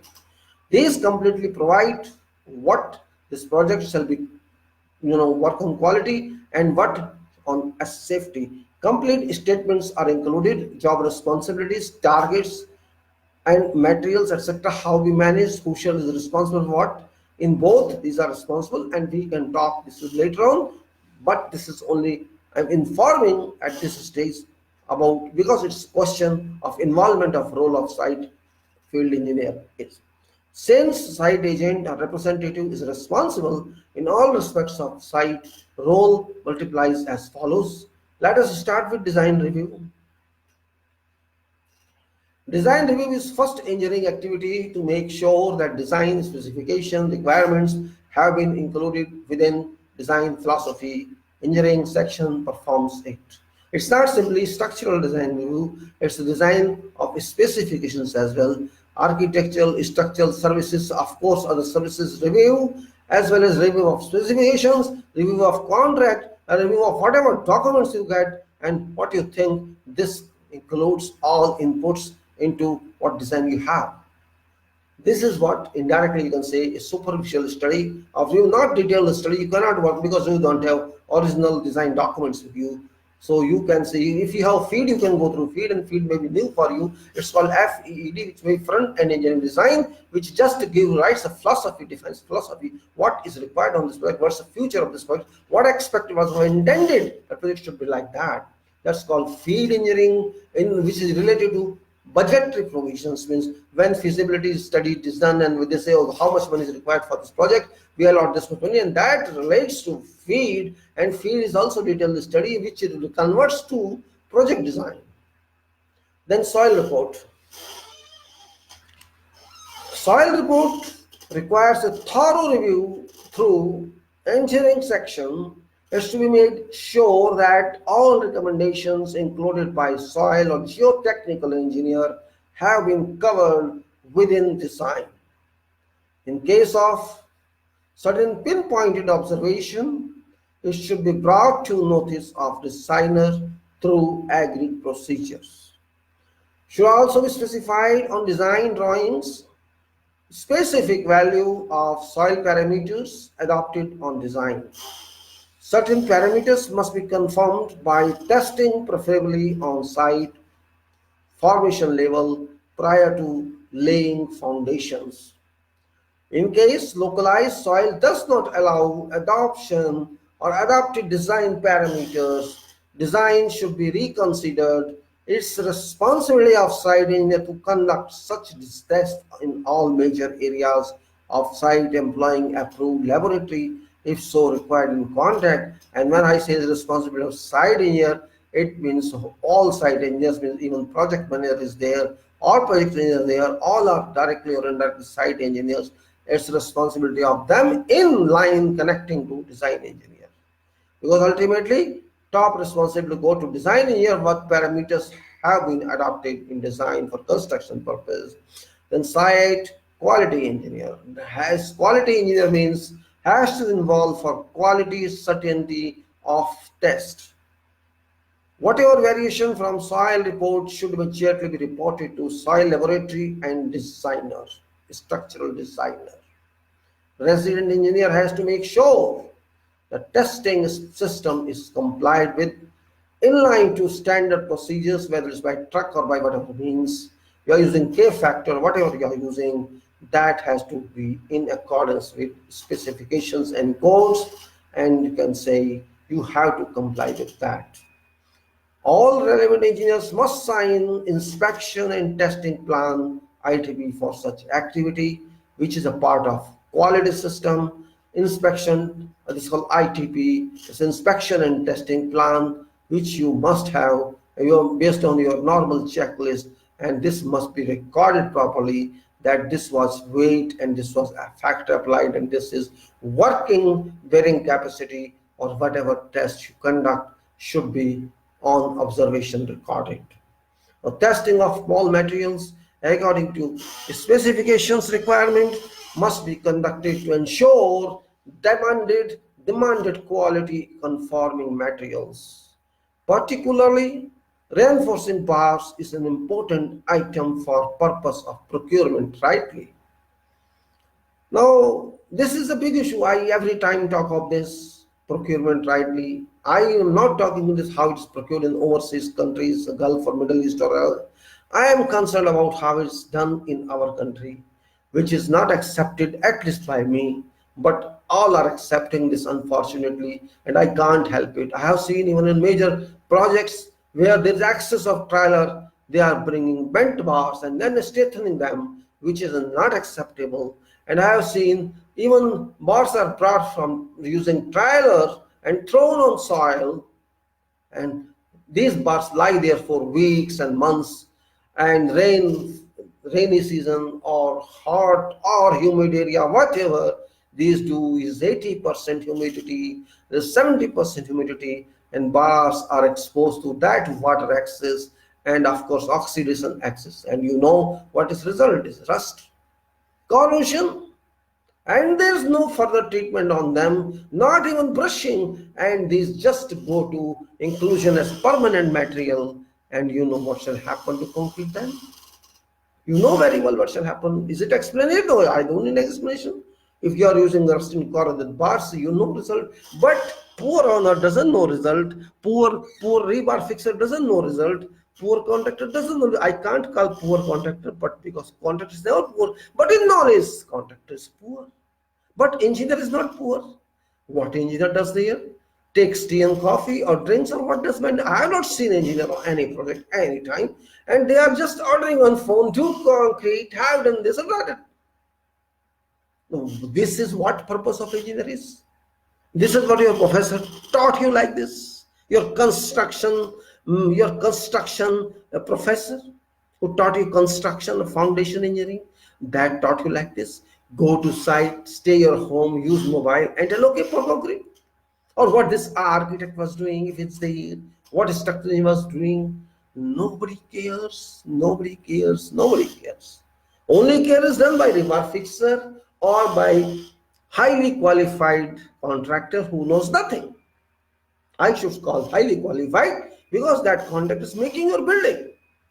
What should I say? I don't understand. I have no explanation on that. You can decide yourself. You want such types of building, scrap, rubbish buildings, non-professional buildings, or you are intending to have professionally constructed building. Choice is yours. You are doing service to humankind, to your nation, or you are just living for sake of living, and that's it. Concrete trial mix should also be carried out so that right quality required mix from ready-mix concrete is produced to meet design requirement. You might have experienced what RMC do here in our country. I have never seen RMC, somebody is checking dockets, or RMC guy knows what to do, just bring, fill in and throw and go away. That's it. It's not criticism, it's a fact. Go and see. No one to receive that, no one to inspect slump, no one to see temperature, no one to see air voids, and you know how to use it, everybody knows. I'm not talking about other countries. There is system. Every professional work is there. This is done. Even laboratory supervisor, laboratory people who are involved in production, they come to site and take slump themselves. They take slump even at that location where it is delivered from mixer. They do themselves because they have to respond. There's some system working. Here system is all working very efficiently. Fine. Piling should be done fully in compliance to specific designs and test load requirements. Load test as well as integrity test must be rightly, satisfactorily conducted. Connections between piles, cutoff, level and pile cap should be rightly, satisfactorily made. Test piles activity must be conducted much in advance. It should be, must be all that, but what is done, you know. Now come on to point, site engineer. Site engineer through engineering must make sure that all drawings contain right ductile detailing. Why I'm saying through engineering? Because site engineer is not working as engineering department. Site engineer is field engineer. Engineering comes from design office. That is called engineering, means design office. What's engineering? That's what I'm saying. Site engineer through engineering must make sure that all drawings contain right ductile detailing of reinforcement. In case of certain dealing details missing, should raise immediately relevant query for confirmation. Arrangements must be indicated on typical standard drawings by designer, and this is part of your coordination. This is part of your design review. This is part of your, what I say, part of quality system. This deals with engineering and design, that there should be quality on detailing and production of designs. Now, it's very significant for proposed materials to resist EQ earthquake forces, which included materials included permanently defined for inclusion materials should conform to standards without any adjustments. No compromise should be made on quality of these materials, and this is very big responsibility because every material is specified on designs, drawings, and in specifications, and that's a part of, again, system responsibility that site person has to involve with. If material proposal is done from site or if it's done from engineering, then that person, design person, has to involve with this, who is our material designer or procurement responsible engineer. They have to ensure that proposed material complies with design specifications or coded material requirements or whatever has been specifically included on that design. This must satisfy by testing or by whatever means, which is very important issue. Concrete is there, rebars are there, waterproofing is there, or many other metals are there that are involved with concreting, or there are, you can, repair materials or whatever are there, curing materials. So many items are there that must be taken care of as part of system engineering, as part of construction system. That it goes to accountability. There goes a role of site or field engineer. Generally, RCC is RCC that is often included on various buildings and is certainly considered for designs. It's significant to produce concrete works with good quality, and no batch of concrete should be allowed to be poured unsupervised. No way. But it is ignored. Let it be, they say, let it move, and you will find all defects. You will see what defects are there. Let's move further on this. Site engineer must ensure whatever precautions are required to be taken on site should have been explained to all responsible skilled artisans and craftspersons as well as foremen, supervisors, and charge hands. Missing information causes quality problems that leads to NCR, which means non-conformance report. Once NCR is opened and issued to site by quality people, quality engineer, its remedial action and its closing is a must, or else payment has to be stopped for affected part of contract until NCR is closed after satisfactory remedial measures is applied, and of course it shall impact upon all sequential follow-up activities post activity under NCR is covered. This is very document that is, you can say, overloading on your quality system. This stops quality production of all sequential follow-up activities, and is very complicated one once it's open. Therefore, person, site engineer who's the producer of this quantity, and quality engineer both should be clear about this. They cannot just say, no, this is your responsibility, it's my responsibility. This responsibility goes to both quality and site engineer. Both must keep their eyes open. All requirements should be included on relevant method statements clearly, explicitly. All detailed method statements should be approved ahead of ongoing proposed activity. Approved must be approved. Generally, a RCC building may require 20 to 30 standard statements, while there would be any number of specific activity statements. All approved statements should be followed in two letter and split to produce quality work. All quality controls must be conducted during concrete pour. All quality controls must be conducted during concrete pour. These may include slump test, air voids, volumes, concrete temperature, concrete mixing to concrete finishing time, etc. Now, I'm just going to detail out briefly these activities, but there is no limit. We have to chart ourselves what to see, what not to see, what to expect, what not to expect. But this is only for beginners. All steel reinforcing bars details must be produced in form of bar bending schedule prior to giving to fabrication. These should meet requirements to avoid stresses, localizations. As far as practicable, overlaps should be avoided. Rings or stirrups should be fixed in such a way that hooks do not continue on one side, one end. And it should comply with ductile detailing, and better if designer gives them with little overwork.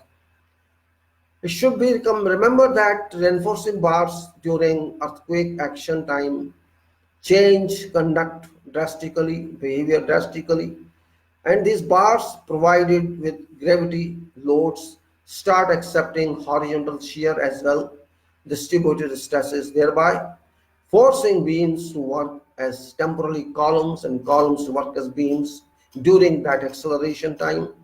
That makes an essential requirement to tightly bind all bars, and no bars should be displaced during concrete pour or during vibrator application. All bars should behave in continuity, and application of vibrator, vibrator must not be allowed to touch rebars. But this does not happen because these people, these persons who work on vibrators, they are not informed properly. For some, it's a game, it's a play. Vibrator must not be allowed to touch any rebar and form work anytime. No over vibration should be allowed. No pulling or pushing of concrete using vibrator needles should be allowed. No segregation should be allowed by over vibration. All concrete must be vibrated in case of voids formation. All concrete must be vibrated properly. In case of voids formation, thorough investigation should be conducted, how it happened, and then remedial actions resorted to. This is very common defect everywhere, which I have noticed that this over vibration or under vibration or voids formation do occur commonly because of lack of supervision, lack of expertise on application of vibrator. Proper inclusion of concrete spacers. Proper inclusion of concrete spacers, also called concrete covers, should be made at right locations so that rebars keep intact during pouring activity. It has generally been noticed that this item is neglected by site engineers as well as by other persons. Concrete spacers are taken, too lightly, and particularly on private buildings owned by private people. They sometimes even don't use it. And unfortunately, they don't understand adverse impacts of that. They are unable to get demanded or designed covers from surface of concrete, and you know what happens then. Water penetrates easily, and if there is erosion on surface of concrete due to whatever reason, these steel bars are exposed, and they try to cover up by application of mortar, and which again another problem. So Concrete spaces must be given due care, and this is very important job, cannot be taken for granted. It should be, you can say, closely supervised. Then cover is too serious an issue to be considered. Again, I'm saying that precast covers, well cured, can be used. Indeed, no problem. Plastic covers, if strong enough to bear loads of foundation rebars, can also be used and are used. But below heavy reinforcement assembly, plastic spacers have been experienced unsuccessful, though not discouraged, if strong enough to sustain required strength during preparation as well as during concrete pouring. But I recommend that better you cast all covers on site with your own system, cure them when cure them in drums or whatever way, and that is better than wearing these plastic covers. Because why to be lazy? Why to depend on covers after you're going to spend money on plastic covers as well? Why not to cast yourself under your supervision? That will work better than your plastic covers. Then come on to formwork. Formwork or shutting that we call should be erected based on correct and safe designs. Formwork is very important element of preparatory work because it's going to create permanent work, and that work which form work is going to create is going to hide your internal work of rebars and inserts, electrical or whatever. So it should be erected based on correct and safe designs of preparatory works, means there should be design consideration on that. You cannot simply say I have a standard detail, I put this timber patterns like this, scannings and shutters and ply and like that. That is your thought, but there's a design backing on that which you can think yourself. Safety is of utmost significance, importance. Safety first criteria should be fully considered and implemented on formwork, because often accidents do occur because of loose formwork or insufficient strength formwork. Particularly large suspended slabs, forms, supporting systems, scaffolds must be certified by third party, and it's not simply certification by third party scaffold system but also management of strength. Scaffolding specialists now, scaffolding system specialists do certify before concrete is allowed to be poured. System should be erected in conformance to design received from specialists based on movements. If you have proprietary supplier, proprietary system supplier, then that simple supplier shall certainly inspect, certainly investigate the strength of that system as well as whatever shear force, bending moment, etc. are involved with this system. That would be certainly given with complete details, and I have seen this particularly for those shutting details, form of details. And this is complete calculation. You cannot simply say no. Depends upon how old the system is. Maybe there's a pipe which has a horizontal capacity of taking 3 ton or 4 ton of load, direct load, but after use of 50 uses, 30 uses, 40 uses, that capacity has gone down. It may go to 2 tons or 1.5 tons.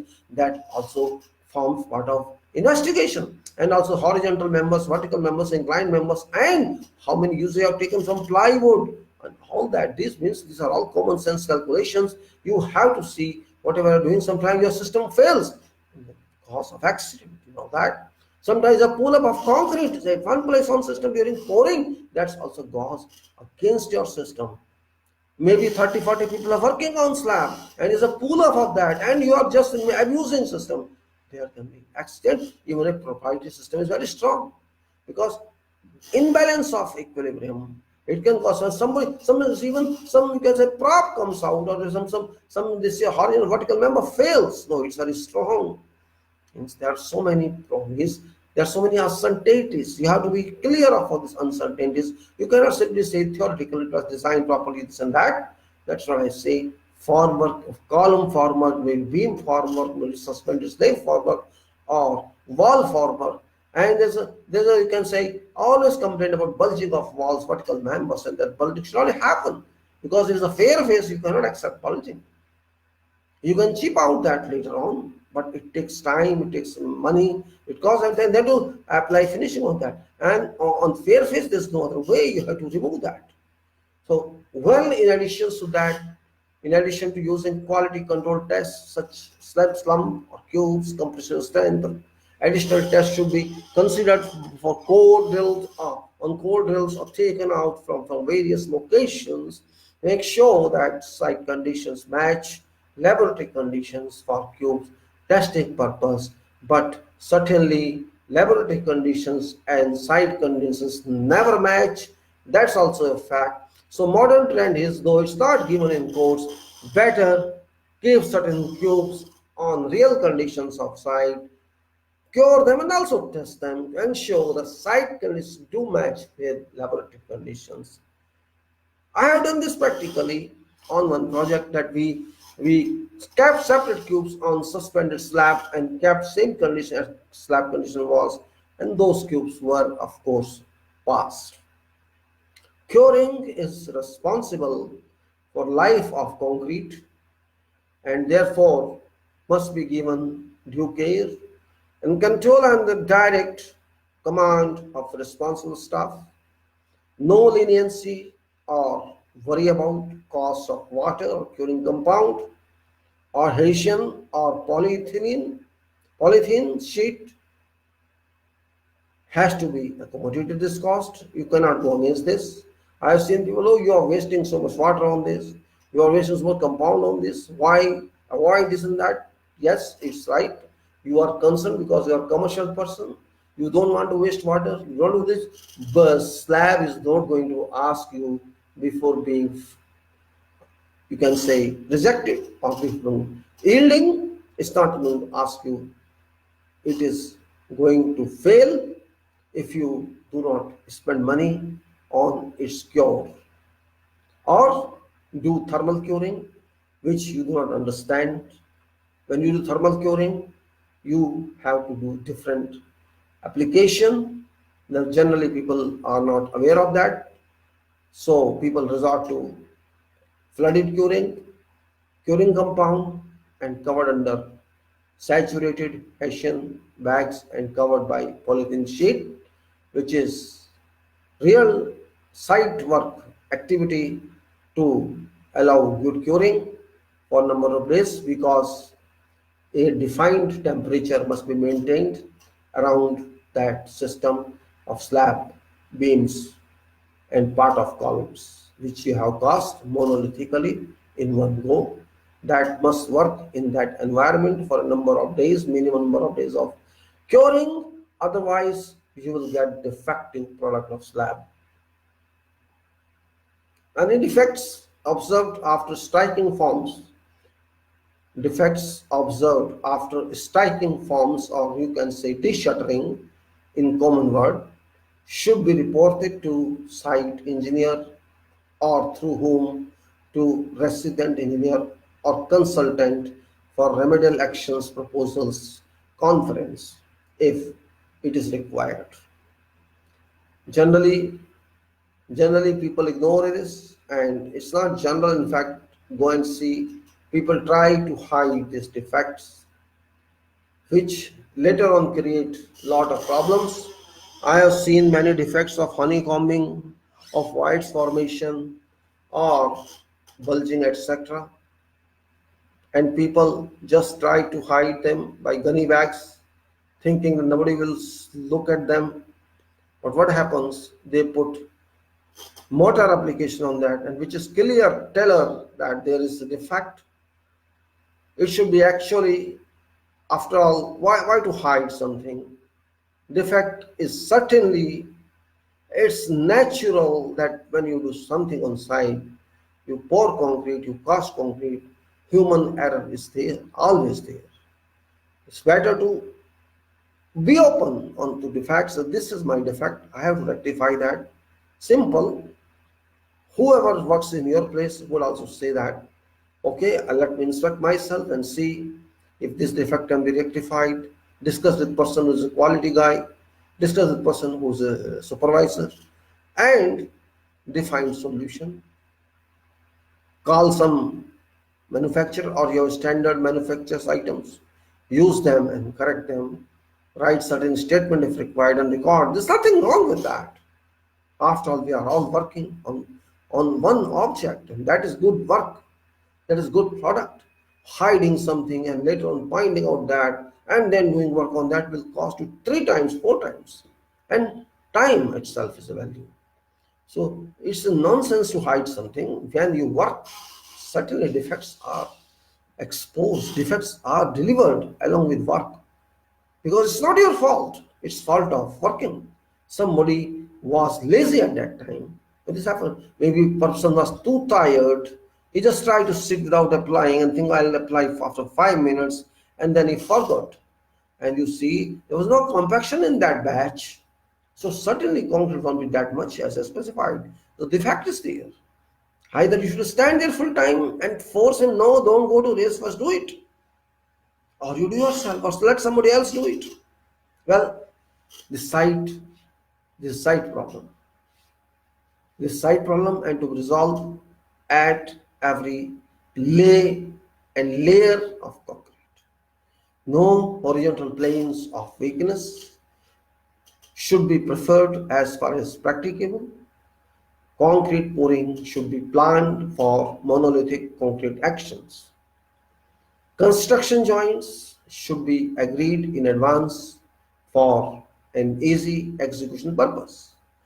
In case it's not, in case construction joint isn't in emergency required to encounter failure of plant or breakdown of plant, location should be decided with an agreement with resident engineer, quality engineer, and yourself, which is very important because you must be ready with all applicable shutters or stop ends, because if concrete sets without any system stop, you will face problem at that point. You will have to hack all that loose concrete or sloping concrete. So you must be ready if you have magnitude of concrete, if you have system or big slab or foundation, massive system, massive block, you should be advancedly ready with an arrangement to immediately use stop end at that point. It's called site construction joint in addition to design construction joint, and you should remove all excess concrete there before it sets, and that is very responsible job. It constitutes construction system, it constitutes quality system as well as time system, because if you have to set means you have to chip off, you have to take out all extra concrete, and it's very difficult because reinforcement is there. It's difficult to access to that point every time you use your light hammer to remove all that loose concrete and then expose all aggregates. And there's a time limit that you cannot do that within 24 hours. And after lapse of that, you have to do that. And it's going to add to cost, time, and so many things. So you have to be very careful. You must have standby management of mixers and large plant, and that is generally done. I mean, howsoever, now wherever required, soil improvement has to be carried out to achieve required safe bearing capacity. This is a part of execution. Well, I just wrote here, it's a part of responsibility. Where required, soil improvement has to be carried out to achieve required objective of safe bearing capacity. That's called SBC. And imported desert fill or graded fill requires to be used for that purpose of improving soil bearing capacity, in which limiting liquid limit as well as plasticity index to be to minimum value according to soil and according to Atterbuck's limit. Internationally, liquid limit is restricted to 35%, while plasticity index less than 6. And you must be knowing all this to liquid state, the soil properties of liquid limit and plasticity index per your theory or your Atterbuck's statements and formula. Soil improvement shall be required for areas where soft or weak soil exists. These weak soils are required to be removed fully and then placed with good granular materials in layers of courses duly compacted to achieve specified field density, to ensure that you achieved field density that is given on your design specifications, and then you can move with your pesticide treatments as well as your blinding concrete work or formation level concrete work. And backfill is one activity that makes a lot of difference on future of foundations. It must be rightly conducted, carried out properly. Been observed that site engineers try to neglect its supervision. I should not blame site, I should say contractor. It's also that site engineers or contractors try to neglect this supervision and save project time by filling thicker layers. Courses. It's not good practice and not suggested one.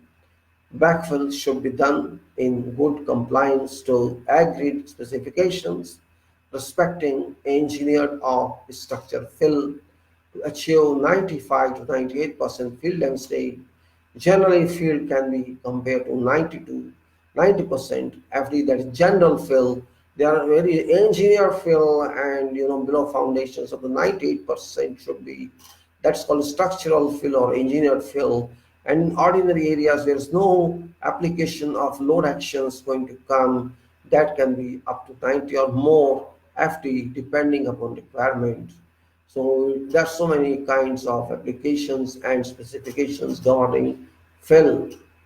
And also, if you do not use imported fill or graded fill, you can fill sand also in many cases, good sand, clean sand, and that automatically, after water is applied, settles. And that, of course, is very expensive. You cannot say you can use a mass scale. If it's very congested areas, very corners somewhere where you cannot compact, you cannot use your vibrator, or you can say your compactor. You can go to the small fill of sand, and that can work for you. This is generally, but this is remotely it is done. Construction sequence, you may say, should be correctly followed during scheduling stays. Construction sequence must be followed, as I said. Mhm. Now, foundation should be planned as far as possible to cast monolithic, though it's very difficult. Yet, if you want, you can do it because monolithic is preferred, but it's difficult. I said column should be cast first. Yes, column should be cast for the foundation. I have said cast monolithic, but in foundations also it depends what sort of foundation do you have. You might be having on blinding itself certain raft foundation sometimes, or mat foundation, or sometimes you may be having strip beams along with footings, independent footings, or you may have strip beam itself in totality, or you have combined footing, or you may have beam frame footing, or piling followed by further caps, depending upon what you have, what your designs requires. My question is, foundations should be planned as far as possible to be cast monolithic. To be very frank, complete foundation is not easy to become monolithic, except raft and a raft, or you can say beam raft, or you say isolated footing and beam. All these are done in stages actually, practically speaking. I prefer only beams in place of footing. Beams means say as you are taking beams in slabs, such downstands or upstands. I prefer beam foundations with little spreader at below which can act as damper. That is better to my understanding. It is little more time to work, but it helps resist to maximum extent horizontal shear of earth or seismic action. Well, columns should be cast first. Now I am talking columns because let us assume that you have done your foundations, you have done application of waterproofing, which is soil protection, and you have done your backfill and all that. Means I'm just telling, means in a structural way you have to do foundations and then its surrounding works, which application of content of application of coating or membrane of proofing, waterproofing that we call generally. It's actually concrete soil protection. Concrete should not be found in foundations. Concrete should not come in contact with soil because soil has sulfates and many more chemicals, and it can have minerals as well. it can impact upon, because it's all having organic material in that. Soils do have organic materials. Clay, for example, having montmorillonite or caloronite, and similarly sands may have different types. So we have to protect surface of concrete from impacts of these chemicals and minerals and metals. Therefore, protection is applied. Of course, water can penetrate to soil if it's sandy one. It can be porous state clay one. It can be some other when there's a rock one, because water can penetrate rock as well. So water must be having chemicals, and it can impact your concrete. So that's what's called waterproofing as well. Is applied. Waterproofing is soil protection, protection of soil impact on concrete, and that must be done. And after that, protection of the membrane itself is required. Means not simply concrete protection from soil, but soil must be not in contact with your membrane. So an isolation layer between isolation vertically or horizontal both are provided to protect a waterproofing application, so that it can stay for its duration of life, which may be 10 years or more. It must not come in contact with soil, and then backfill application all through in layers. And that's all we are saying. And in this itself, there are so many activities which are involved with quality and safety. Safety, of course, is different word there. Safety has to be taken control of deep foundations and deep excavations everywhere. All must be well guarded and supported, and people should not fall into that. As well as quality controls of backfill, field density and concrete, and all that. Whatever tests are required, must site engineer must know that, and quality engineer must be alert to ensure that these are done in a professional sequence. So we say foundation should be planned accordingly. It takes time. Backfill, if suppose there is a mass excavation, you're taken out all through. Here we will not do that, but with this completely mass is taken out from soil. We have to ensure that surrounding buildings, of course, are not affected. People I have seen here are very dangerous, they do not understand anything. There are three buildings, for example. They just excavate big pit in that mass excavation, and they don't care about surrounding existing buildings. And they will put a load on that. They bring steel, put there on that. They don't even know subsistence can happen. They don't understand anything, because there is no technical professional person there. They do their way, and this is very dangerous. This is a subsistence subside. If I subsidize, what happens? Subside. It can result in collapse of building, but nobody cares here. They keep it as only manual work, no thought behind that. Of course, that one is, of course, a consolidated basis of foundations. But when you disturb by machine, after all, existing soil is disturbed, and disturbed soil cannot be tested with. But it's difficult to explain to them. And if you explain to architect, forget that. Architect can never understand. But engineer is not available, or engineer is only design engineer. There is no person on site to work as engineer. Well, you have done foundations, it's over. You have done grade slab or whatever. Columns you have to do. Even foundation columns you have done, stuff columns, or you have to do superstructure columns. So column should be cast, what I say. Casting means you have to take control of everything. You have to take control of quality, you have to control of safety, you have to take control of platform for pouring. Means you have to go up 4 meter high and pour from that. So you need the platform as well as temporary work. So safety is involved there. You have to be safe. Your workers should be safe, or it must be quality work. Vibration, it must be done in layers. All that come as part of quality system. And curing itself, and then de-shuttering or striking shutters. All activities, of course, are involved accordingly. So column should be cast first, of course. Then beams and slabs should be cast one time monolithic. That's also true. So these are the sequences I'm telling you. Means you all know that, but question is role. What's your role? Is there role of carpenter, steel fixer, and concrete crew team, concrete crew, or your role is there?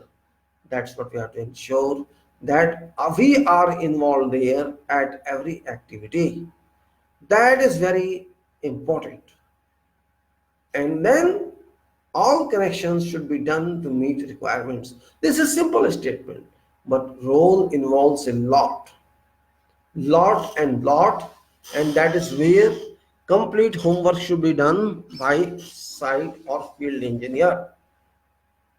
And it is to ensure that proper bands are used in bricks, walls, or stone buildings that have been required for earthquake resistance.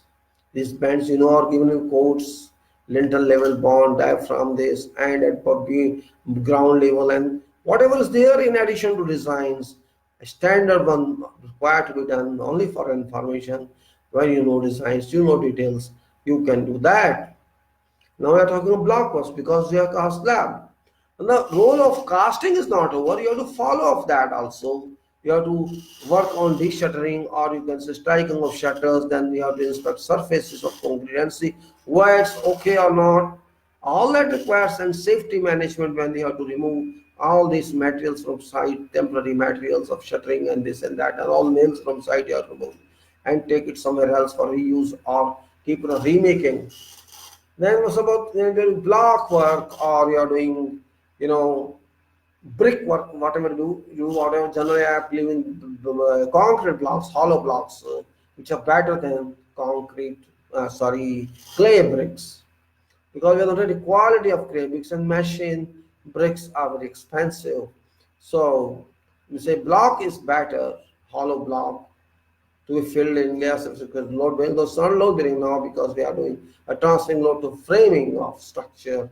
So long walls should be inserted with bonding columns and bonding beams required by specification. When the wall room is more than say 5-6 meters, you cannot simply say you have to provide certain bonding on that surface of wall that can be horizontal as well as vertical both. It's called vertical bonding columns and bonding beams are done by RCC on site, because I inserted in there so that the strength of wall is increased. Its crippling strength is reduced.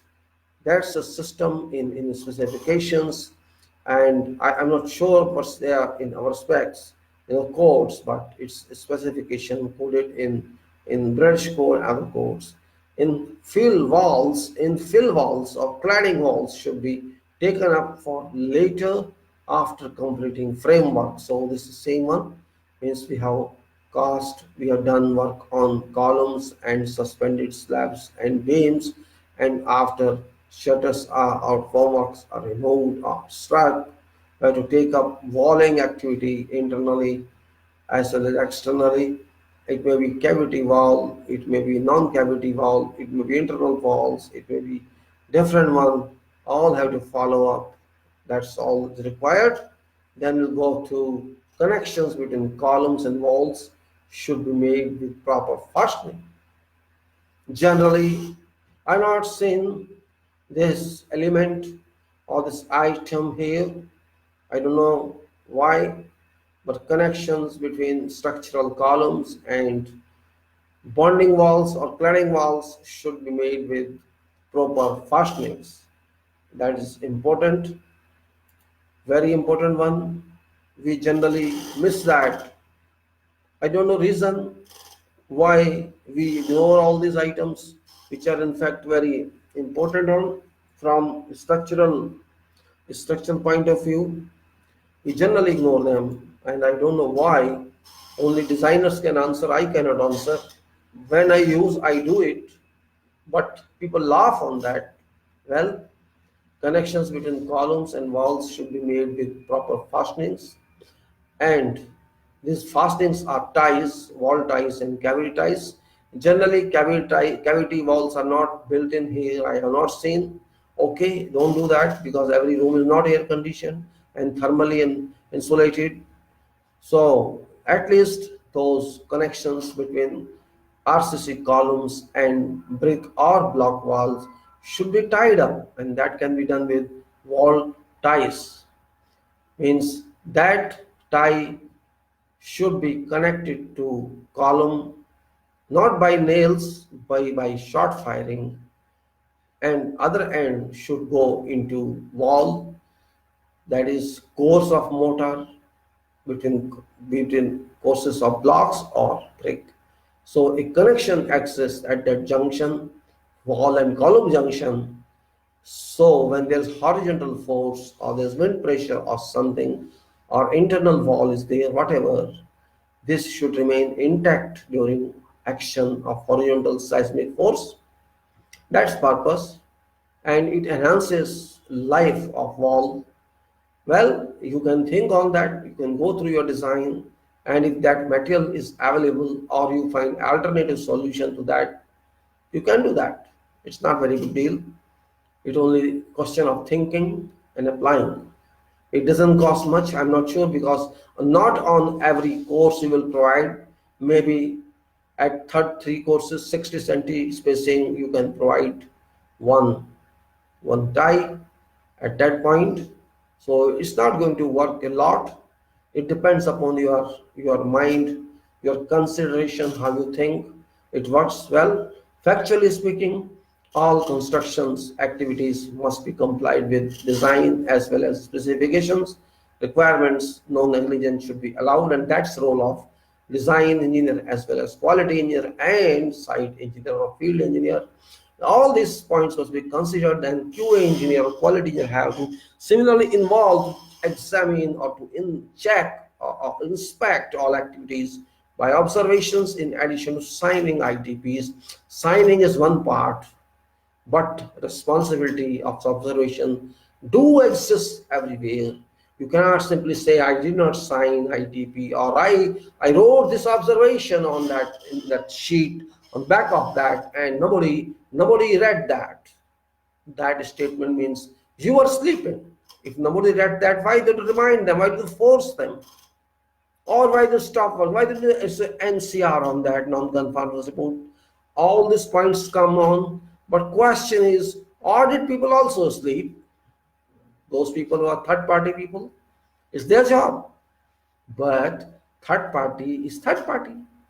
What to do? They go just picnic on site and come back. Okay, everything is fine, this and that. Who goes to site and writes everything? Well, I don't want to emphasize all this. You are professional. You are not kid. You have got training. You have got experience. You are mature enough. Your judgment. You are your own judge on your profession. Nobody else is required to judge your work. If you can do it yourself, self audit can be there.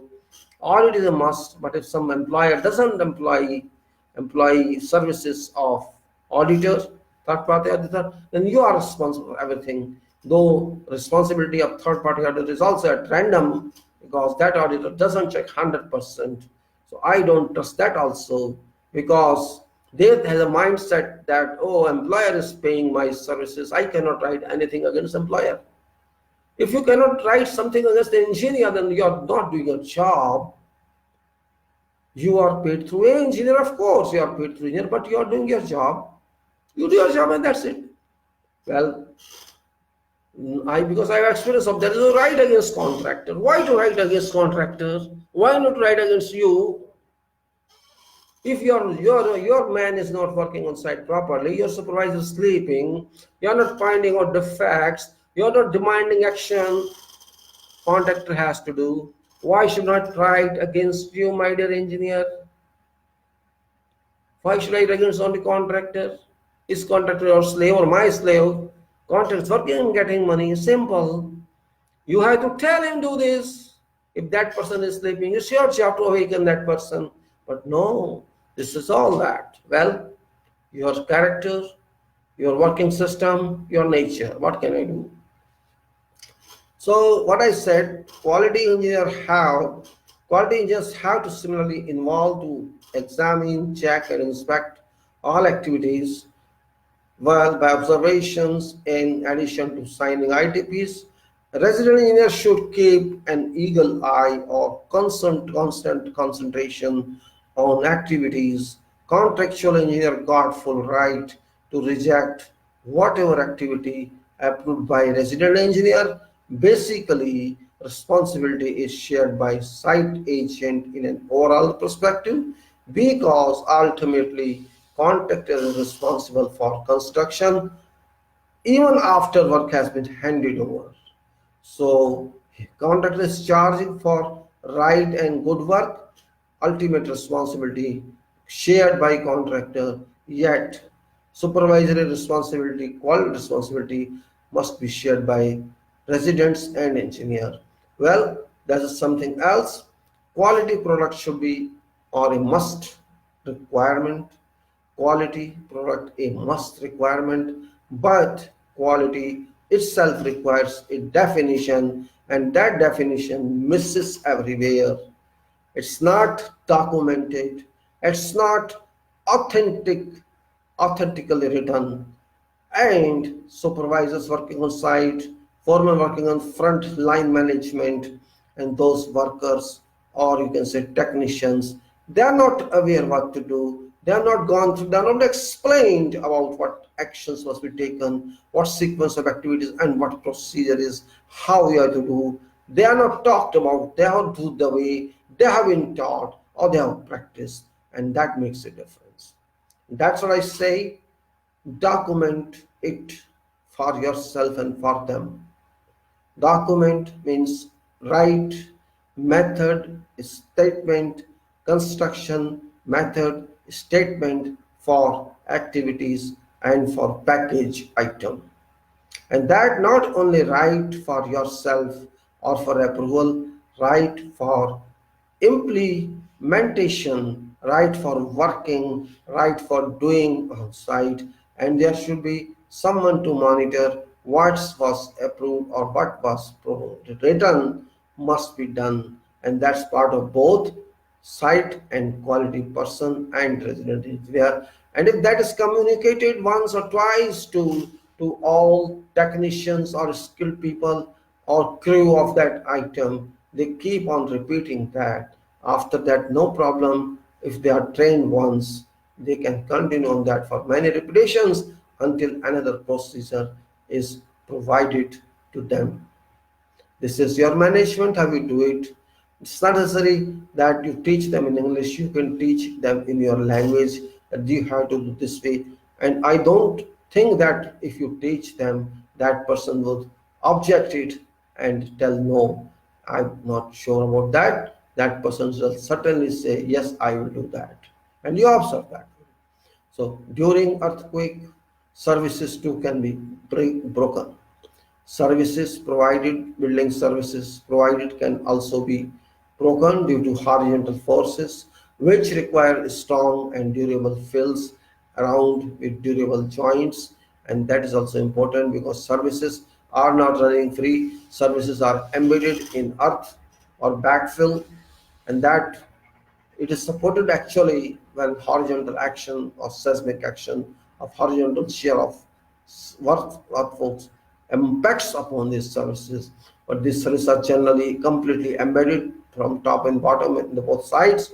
So as much compaction you have achieved or as much consolidation has been made available to earth, say it's a period of most backfill of 20, 30, 40, 50 years, it can act like major resistant to that force and can digest even in some cases all acceleration that for few seconds or few fraction of seconds apply or impact upon those services. You must have heard that during earthquake that road services broke and all water came out, sewage came out and happens this breakage of, but that can happen in a building as well.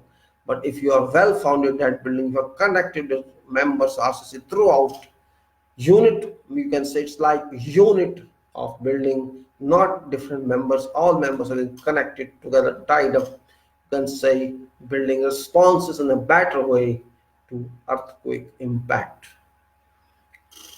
All elements of buildings as well as finishing should be well secured and durable so that during earthquake impact these are not distressed, dissociated or torn out. That's what I just said. It should be done that way. Complete members, all members must be united together, integrated together so that this acts as a unit, just like your experience of some table or desk or stool in your home, how it acts when you stand or two, your stool doesn't fall until there's loss of complete equilibrium, you're too heavy. So that's a set of example. that you have a thought of stool production, you're building the stool, you can consider, you can say whatever you want, and you can avoid tilting of building. And if it's avoided, it won't fail, it won't give way or yield. And that's what is required on that. And moreover, it's a design factor, of course. You cannot simply decide yourself. You can do whatever is required on site, whatever must be done should be done and can be done. And that all constitutes your awareness, means you must understand what you are doing. So your job limits to, well, very good compaction in layers, and then whatever is required on activity you have to do and follow up with that. And that is where you can produce better construction items, construction activities. And then points for attention on site. A site engineer should not decide itself about any engineering decision on cost mistakes for whatever reason whatsoever. Now many aberrations from quality compliance and their suggested solutions are noted in certain terms, which may be understood that way or taken care of that way. And this is rusted and bent rebars, as I said before. Rusted and bent rebars or corroded and bent rebars are delivered to site or to fabrication yard. Straight length without rust only. Straight length without rust only should be used for fabrication after ascertaining laboratory tests that these are fine, these bars are fine, you can use them, you can test them, you can employ them this way. That way it is given.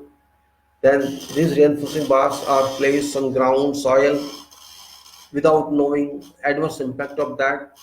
Those people who throw them not on good wooden support or other strong basis supports, without even covering with polythene or other protective sheet. Precaution should be resorted to for good handling and storage to keep stock out of moisture content. But this is not done. You can go and see whatever site, whatever location, big or small, you will find complete ignorance of this requirement. Nobody cares for what they are working for. They reduce life of steel rebar and they don't understand that. They use same rusted bar, corroded bar into permanent work, and hardly somebody looks at that. And this is happening. There are solutions for that. And I say fabricated reinforcing bars are not properly sorted, tagged, and stored in a shed or under protection from moisture contact. Now, right tracking should be maintained by designations of relevant elements, but this is not done. Post production should be means we have to change ourselves, we have to think ourselves. If I am not able to protect my steel rebar, I'm not able to protect it from moisture impact, ingress from moisture or from rain. This means whatever money I paid to buy that steel, that steel is now degraded because of corrosion impact, because of moisture or because of rain. And I don't care because I am not educated one. I'm a contractor or a builder or just a person who is standing on site and just to do this and do that. That person cannot understand how to hold this. That person can buy himself from market steel, but doesn't understand what to buy, what to buy. So ways, try to first preferences, try to protect this by polythene cover, either in your delivered store or fabricated one, or even placed on site. If you can do that by spending a few thousands of rupees on that polythene metal, but don't forget that can be repeated many times. It's not scraps nor waste. You can use number of times. So that benefits means you are using good material for permanent construction, and you have to take care of that. You can write that in your working statements or method statements that we will do care. Once you write, means you have to do it, but material you have to provide. This is a part of your engineering. And you can say that if it's not possible, you can suggest design team that we want steel that is delivered epoxy coated. That's another point, but I epoxy coating is very easy for some solution, because it's like galvanization iron, can say galvanized iron, we say galvanized is not galvanized, I'm saying epoxy coated. Epoxy means a chemical, it's a resin. You coat down steel, yes, only difference you'll find that you have to enhance length of overlap, that's it. And you have to apply some patch repair on site itself. Of course it is chemical and is eroded well, so when it's eroded, some point there will be there.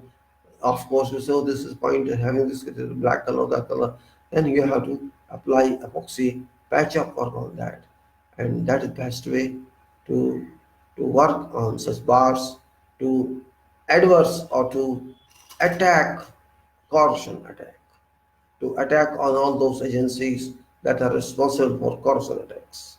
That can be moisture in, or humidity, relative humidity, or rain, or some other. This is what you have to think about. Everything cannot be taken off designs. Now, dowels, rebar dowels, reinforcing bar dowels.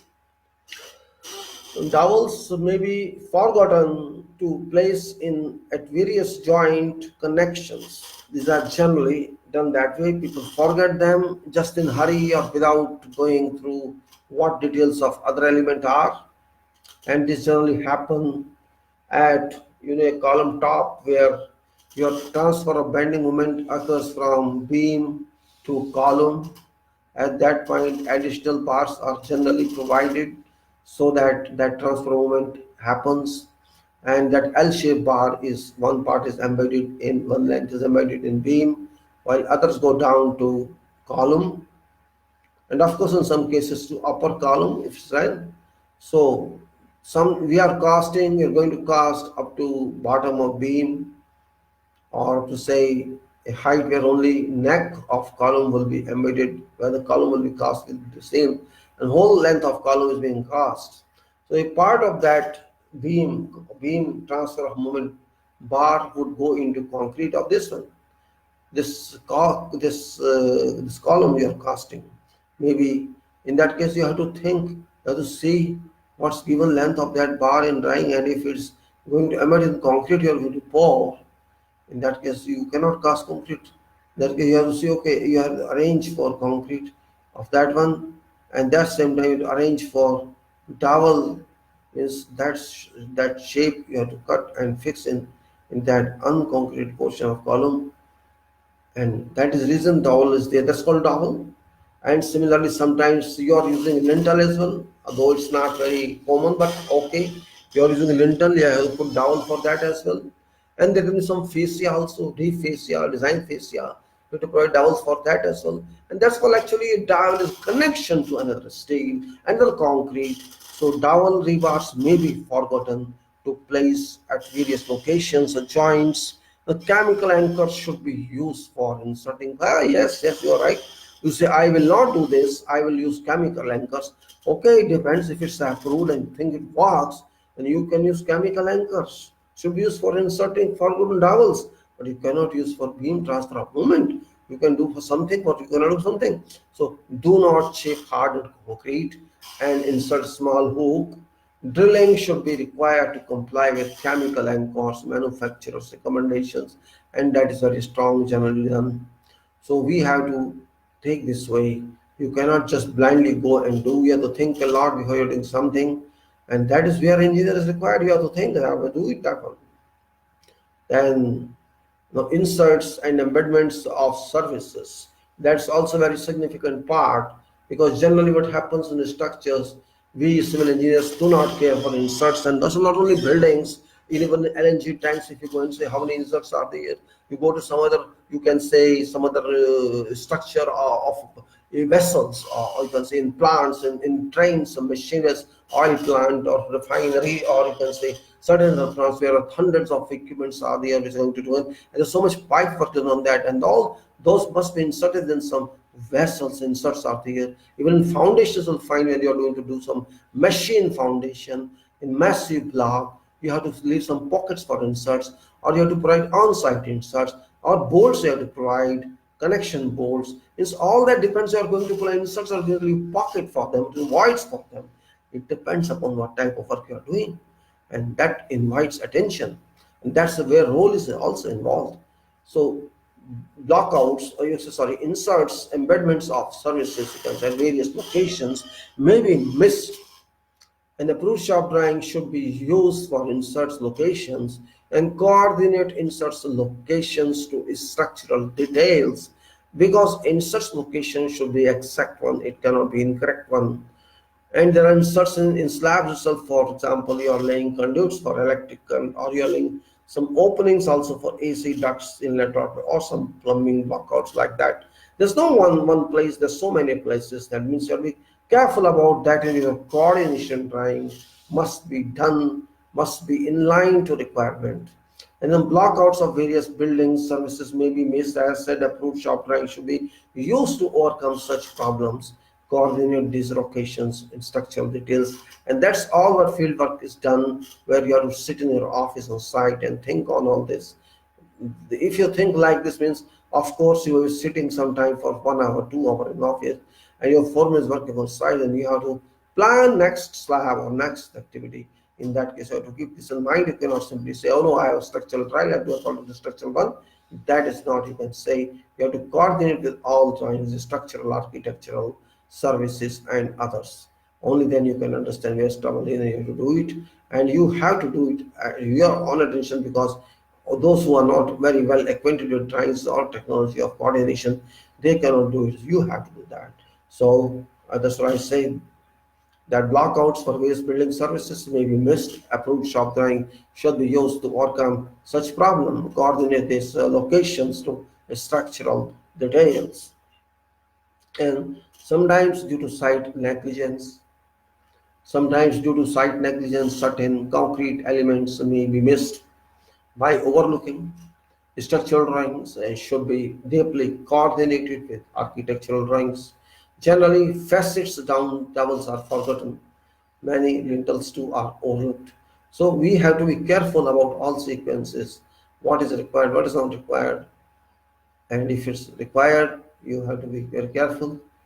You have to keep ready and fix, say 2-3 hours before you start inspection of concrete or of new concrete. All that is required. That's a very significant one. Then sometimes due to site, okay, as I told you, then opening or bulging of forms at 1/3 of height, and that's very important factors. Opening or bulging of forms at 1/3 of height from pouring base is generally a common occurrence. Location requires a strong resultant support.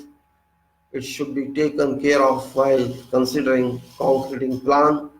Chipping should be avoided if feasible by providing strong supports.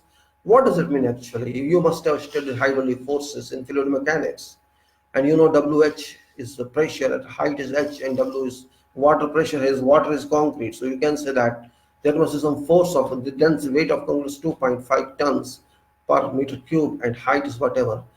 Resultant of that force would be, resultant pressure would be at 1/3 of height from bottom, 2/3 from top. This is formula in, of course we are not using going coefficient of C or something, means you can calculate, means at 1/3 height, this will resultant pressure where the whole height of column is filled, or high, or means column, say for example, you are pouring 4 meters or 3 meters, let's say 3 meters, this is 1/3 height is 1 meter from bottom, or is 4 meters and 1.3 meters from bottom. That point just certainly is going to result in resultant force at that point. So that point means maximum pressure would be, of course, at that point. So you have to provide anchor and resistance to that point. You have to calculate that way, and this is the only way that you have to design by that calculation what's force at that point and what is your resultant, and what sort of support you need there, what resistance of timber or jack of steel or something which are going to provide. Means it leads to design of that shutter, as well as where you have to put support to, so that this resultant should be not active, they should be stationary at time of pour, and it works only until your concrete is hardened. Once concrete is hardened, then that pressure will diminish, that pressure will not be there on that point, and until concrete is a liquid one, it will impact upon that. So as high you go, you will reduce pressure. Just think of that. It takes, for example, in one layer to there's a repetition of columns. There's the 10 columns you're casting of 4. At one point you're cast 40 meters, 40 centi layer, and then you go to other column cut for centi. And like this, for example, you have cast 2 or 3 layers, and that pressure, of course, after 1 hour you come there, then you have to cast another layer. So this pressure keeps on moving, but you have to take whole height from safety point of view, and see that your structure is your formwork temporary structure is safe, it doesn't bulge. And if vertical is safe, plumb is safe, dimensions are safe, surfaces are safe, no bulging, it's a professional work, and you have to take care of curing. In that case, curing can be, you can say, of course, for 1 day column is not a problem, because form is there for up to 48 hours. You can just keep it cold, and on top there's no, so you just put some gunny bags and cover it with plastic, or do that, that's fine. So column doesn't cause immediate curing problem because of thermal effect of column. It's covered with, means wherever is a form surface doesn't cause a problem for curing, as far as concrete temperatures maintained by scenery. Unformed surfaces, of course, pose problem. Unformed surfaces cause seriousness of curing, that we have to consider this way. So as far as walls are concerned, as far as columns are concerned, slab soffit is concerned, beam sides are concerned, for 24 hours, 24 to 48 hours, you keep them in position. It is not later on you have to apply treatment of curing on all these surfaces, exposed one. So we say that what I said in this, I said that opening or bulging of forms at 1/3 of height from pouring base is common occurrence. Location requires strong resultant support. It should be taken care of while considering concreting plan. Chipping or hacking should be avoided if feasible by providing strong supports. So honeycombing on surface is in general a common occurrence. Honeycombing on surface is a common occurrence. Vibrator should be applied rightly and produce a smooth and nice concrete surface, truly straight and vertical without opening out. And why it happens, when you are at on platform of column or wall at top, your lowest point is say 3 to 4 meters, and first of all there's dark in that, you cannot see that point. Even if you apply your flashlight and you apply your nozzle vibrator there, maybe your short length of that pipe hose of nozzle vibrator, and you are unable to reach at that point. That's the problem. You must reach at that lowest point. Your vibrator needle must reach there and work. Otherwise, you will find that your concrete has not reached to that every corner of bottom one, and you did not apply adequately your vibrator on that point. So concrete failed to completely compact there. That's where problem exists. You did not densify concrete, you did not apply good compaction, which results in surface defects. That can be porous surface, that can be honeycomb surface, or there can be considerable void in that, which are really defects. And these are seen at that point and not in above areas more than 1 meter or more than 1/3 height, where you'll find that you are able to do right vibration. So it doesn't mean that you're going to that you do it in such cases. Sizes of columns are little bigger than normal size, but it's not that bigger as well. It saves your time, your money, and it's worth. Then you can say concrete temperature. And of course, in honeycombing, you cannot simply say application of repair is also important. You got honeycombing, or you did something bulging or void, means you cannot simply accept that. What to do then? You have to inspect that surface yourself and think of solution, and then write a statement or call your resident engineer and ask him, this happened, you have to treat, means tell us this is I'm going to do this way, is acceptable, and that's so you're fine, come on, let's do it, and write a statement or get approval and do that. Means immediately, don't wait for months to come. No, don't wait, immediately do it, so that at that time concrete is not that strong, chipping would not be that problem, or application of chemical won't cause that problem. Means you apply less effort, and application of that openly, means why to hide that? Means if mistake is mistake, you hide means you waste it. If there's a porous surface, you hide it. If it's a white surface, you hide it. What's benefit if you hide? Ultimately, you will just apply nonsense mortar, and this will not work. So in future, your paints will come out, your mortar, everything will come out from that. You'll expose there also, and somebody will abuse what sort of engineer that was. So don't worry about that. Defects always happen, no way to escape from them, so don't worry about that. That's what I said. Then you can say, I'll say this, many defects of course are seen because of negligence, and people do not care, and this is what lesson learning is required. We are not ready to learn lessons. We are ready to let things happen, let defects happen, and we feel proud in that, which is not good habit. And then we go to concrete temperatures, which is of course very important part of supervision, monitoring, but I don't think we people do it here. It's done everywhere. I don't think how many engineers in our country care about this. I don't say they don't know it, they know it. But question is not only knowing, question is application of knowledge. So concrete temperatures are not ensured in range, means you have to be sure that 5 to 32 degrees Celsius is in normal range. Below 5 or about or 32, I do not, it's not recommended actually, because ultimately there is a structure in concrete composition itself that should be produced. And if this temperature is, if you do concrete 40 degrees or 45 degrees, you will not do that level of concrete. It shall not be called good concrete. You cannot call that concrete you expect, you thought of, you designed for.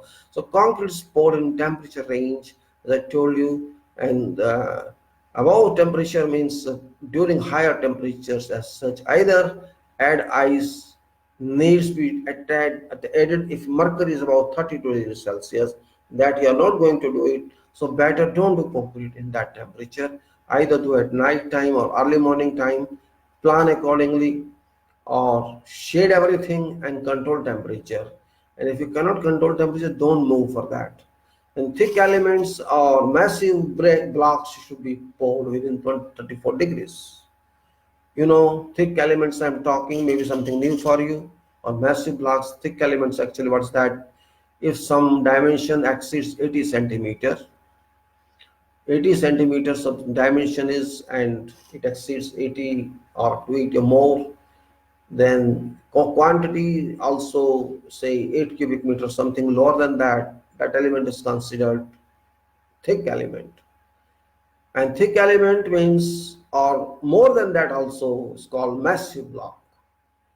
Now these are very important factors, and these generally happen in mass footings, or you can say where machine footing of course, or something else. You will find such type of designs, or deep rafts. In that case, even this temperature, as we discussed, 32, is not applicable. That's case where you need control up to 24 degrees. And that is reason that we use cement of that type, which is low shrinking concrete production. Here produces low shrinkage, means immediate action. OPC is not valid for that.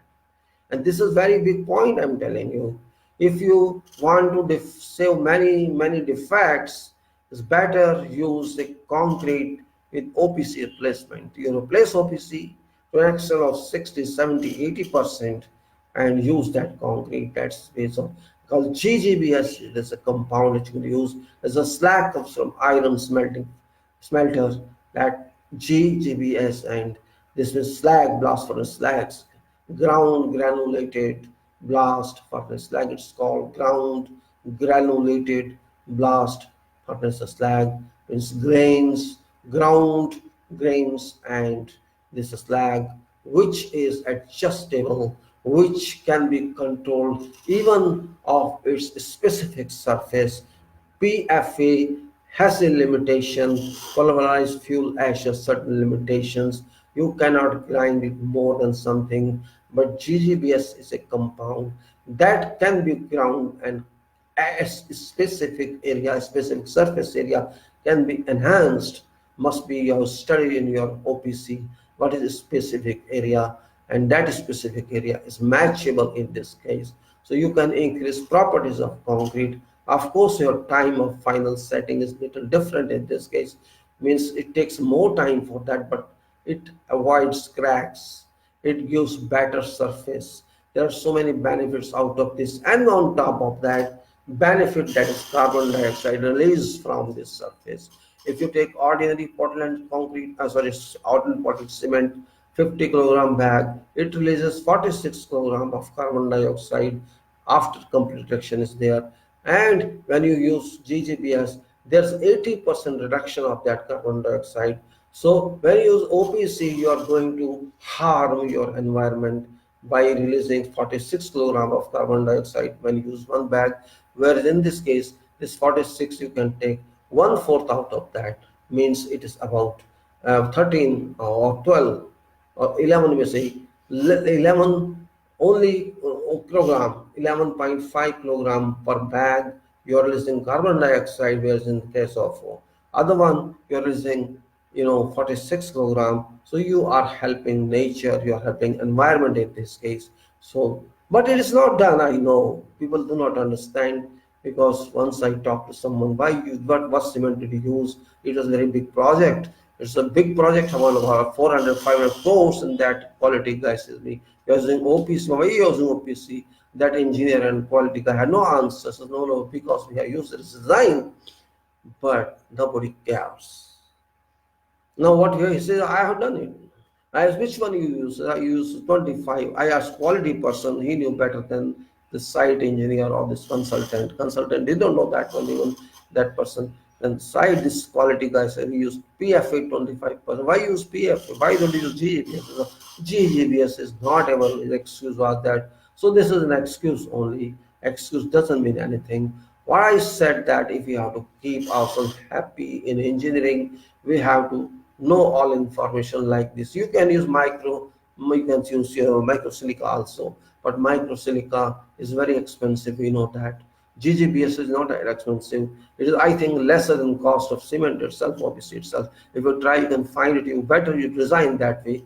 You can do nothing in design. Only thing is a little more time you have to give to your shutters. Means this striking, or you can say striking time is more, because it's low shrinkage concrete you produce, which doesn't allow immediate cracks, and wherever you can even use your curing compound at less rate. Means immediate cracks are not there. You can just control affected there as well. Means you can produce better concrete, durable concrete, and it can help you at many points, many properties. Well, void formation in concrete is a common occurrence. Voids formation, hollow, you mean say hollow status of concrete, or voids formation in concrete is a common occurrence. Void area should be chipped out to reach hard concrete surface, followed by application of remedial treatment. Use recommended chemicals for bigger voids. Letterbox formwork can be used to pour new concrete to old one by applying bonding agents or slurry. I repeat it, void formation. When I say void formation, this means a defect. As I said, it's because of non-application of proper compaction or vibration of concrete. It means concrete could not go to all locations, and it formed voids, and that voids must be protected, must be avoided. And to rectify that, to apply, you can say treatment to that or remedial action to that, better agree with consultant and your quality guy, chip out that loose concrete to hard surface, and then provide some kind of small formwork and fill that in. It's just like you pour your letter into envelope into letter box. That way you pour concrete, of course, granular concrete or chemical one, where you are using a lesser size dimension of not 20 mm or something. It's a different type of application of concrete, or ready-made concrete you can buy, or you can buy some other one that is, you can say, some specific concrete. For example, this is micro concrete or different one, and fill up that so that you treat that void. It's of course expensive, but you have no other way out. Then yes, in that this statement is fine, means you treat this, but you have to document everything. You cannot simply say you just by talk to it. You have to document it for future use. You may not be there, some other would be there. Lessons must be kept moving. People should have a habit to refer to past lessons learned. Otherwise, they will make same mistakes repeatedly and cost much to project. An exposition of rebars on concrete surface is a common occurrence, means concrete bars are seen exposed, which is nonsense. Exposure of rebars or reinforcing bars on concrete surface is a common occurrence. Mortar is posted or pasted on that surface, another nonsense to hide exposed rebars. Concrete spaces should be placed all over to meet requirements, and all steel bars must not be seen, must be within that concrete cover. Ordinary mortar pasting is non-acceptable. Chip loose concrete from affected portion and apply proprietary chemicals such as epoxy-based bars if these bars are within limits, or then you have to do it something else. Either remove that member, or you think something else, because if bars are touching surface of column, this is not going to work. Water shall reach that bar, moisture water would reach that and damage surface. As well as during fire, it will not stand even for 5 minutes, whereas up to 2 hours is requirement, or minimum requirement is half an hour to 1 hour. The congestion of steel is generally seen congestion of steel is generally seen, not anticipated, either by site engineer or by design engineer. It should be discussed with design engineer. If workable, better arrangement should be done and approved. It's one of many constructability and buildability issues that at time of detailing in and working of designs on bars should be there. Designers may not be concentrated with that vision which gives defects on site or difficult working on site. Only experienced engineer who's designed one can think of that and reduce diameter or size of those bars and rearrangement of complete work. That's why it's required to avoid congestion of steel, because congestion means difficulty of concrete pouring as well as compaction, and better avoid higher use of higher bars diameter. Better use 12 or 16 within limits so that you can handle for fabrication as well as for, you can say, cracking internally. There are so many ways it can be done. Let me see what time is left. Is it how many? Oh, already it's 3 hours more. So I will like to close it here with comments here. So what I said, congestion of steel is generally seen, not anticipated, either by site engineer or by design engineer. It should be discussed with design engineer. If workable, better arrangement should be worked out and approved. It's one of many constructability issues.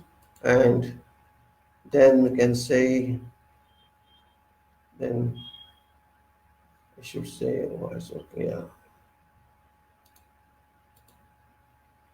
There are so many other points, and that is rebars are often displaced by electrical conduits. You know all that. Conduits are many, and you are walking, somebody is walking on a steel, somebody is walking on this. So rebars are often displaced by electrical conduits, fixers during conduits inserts. Fixing steel fixers should replace affected rebars parallel to conduits installations. and that's very common one.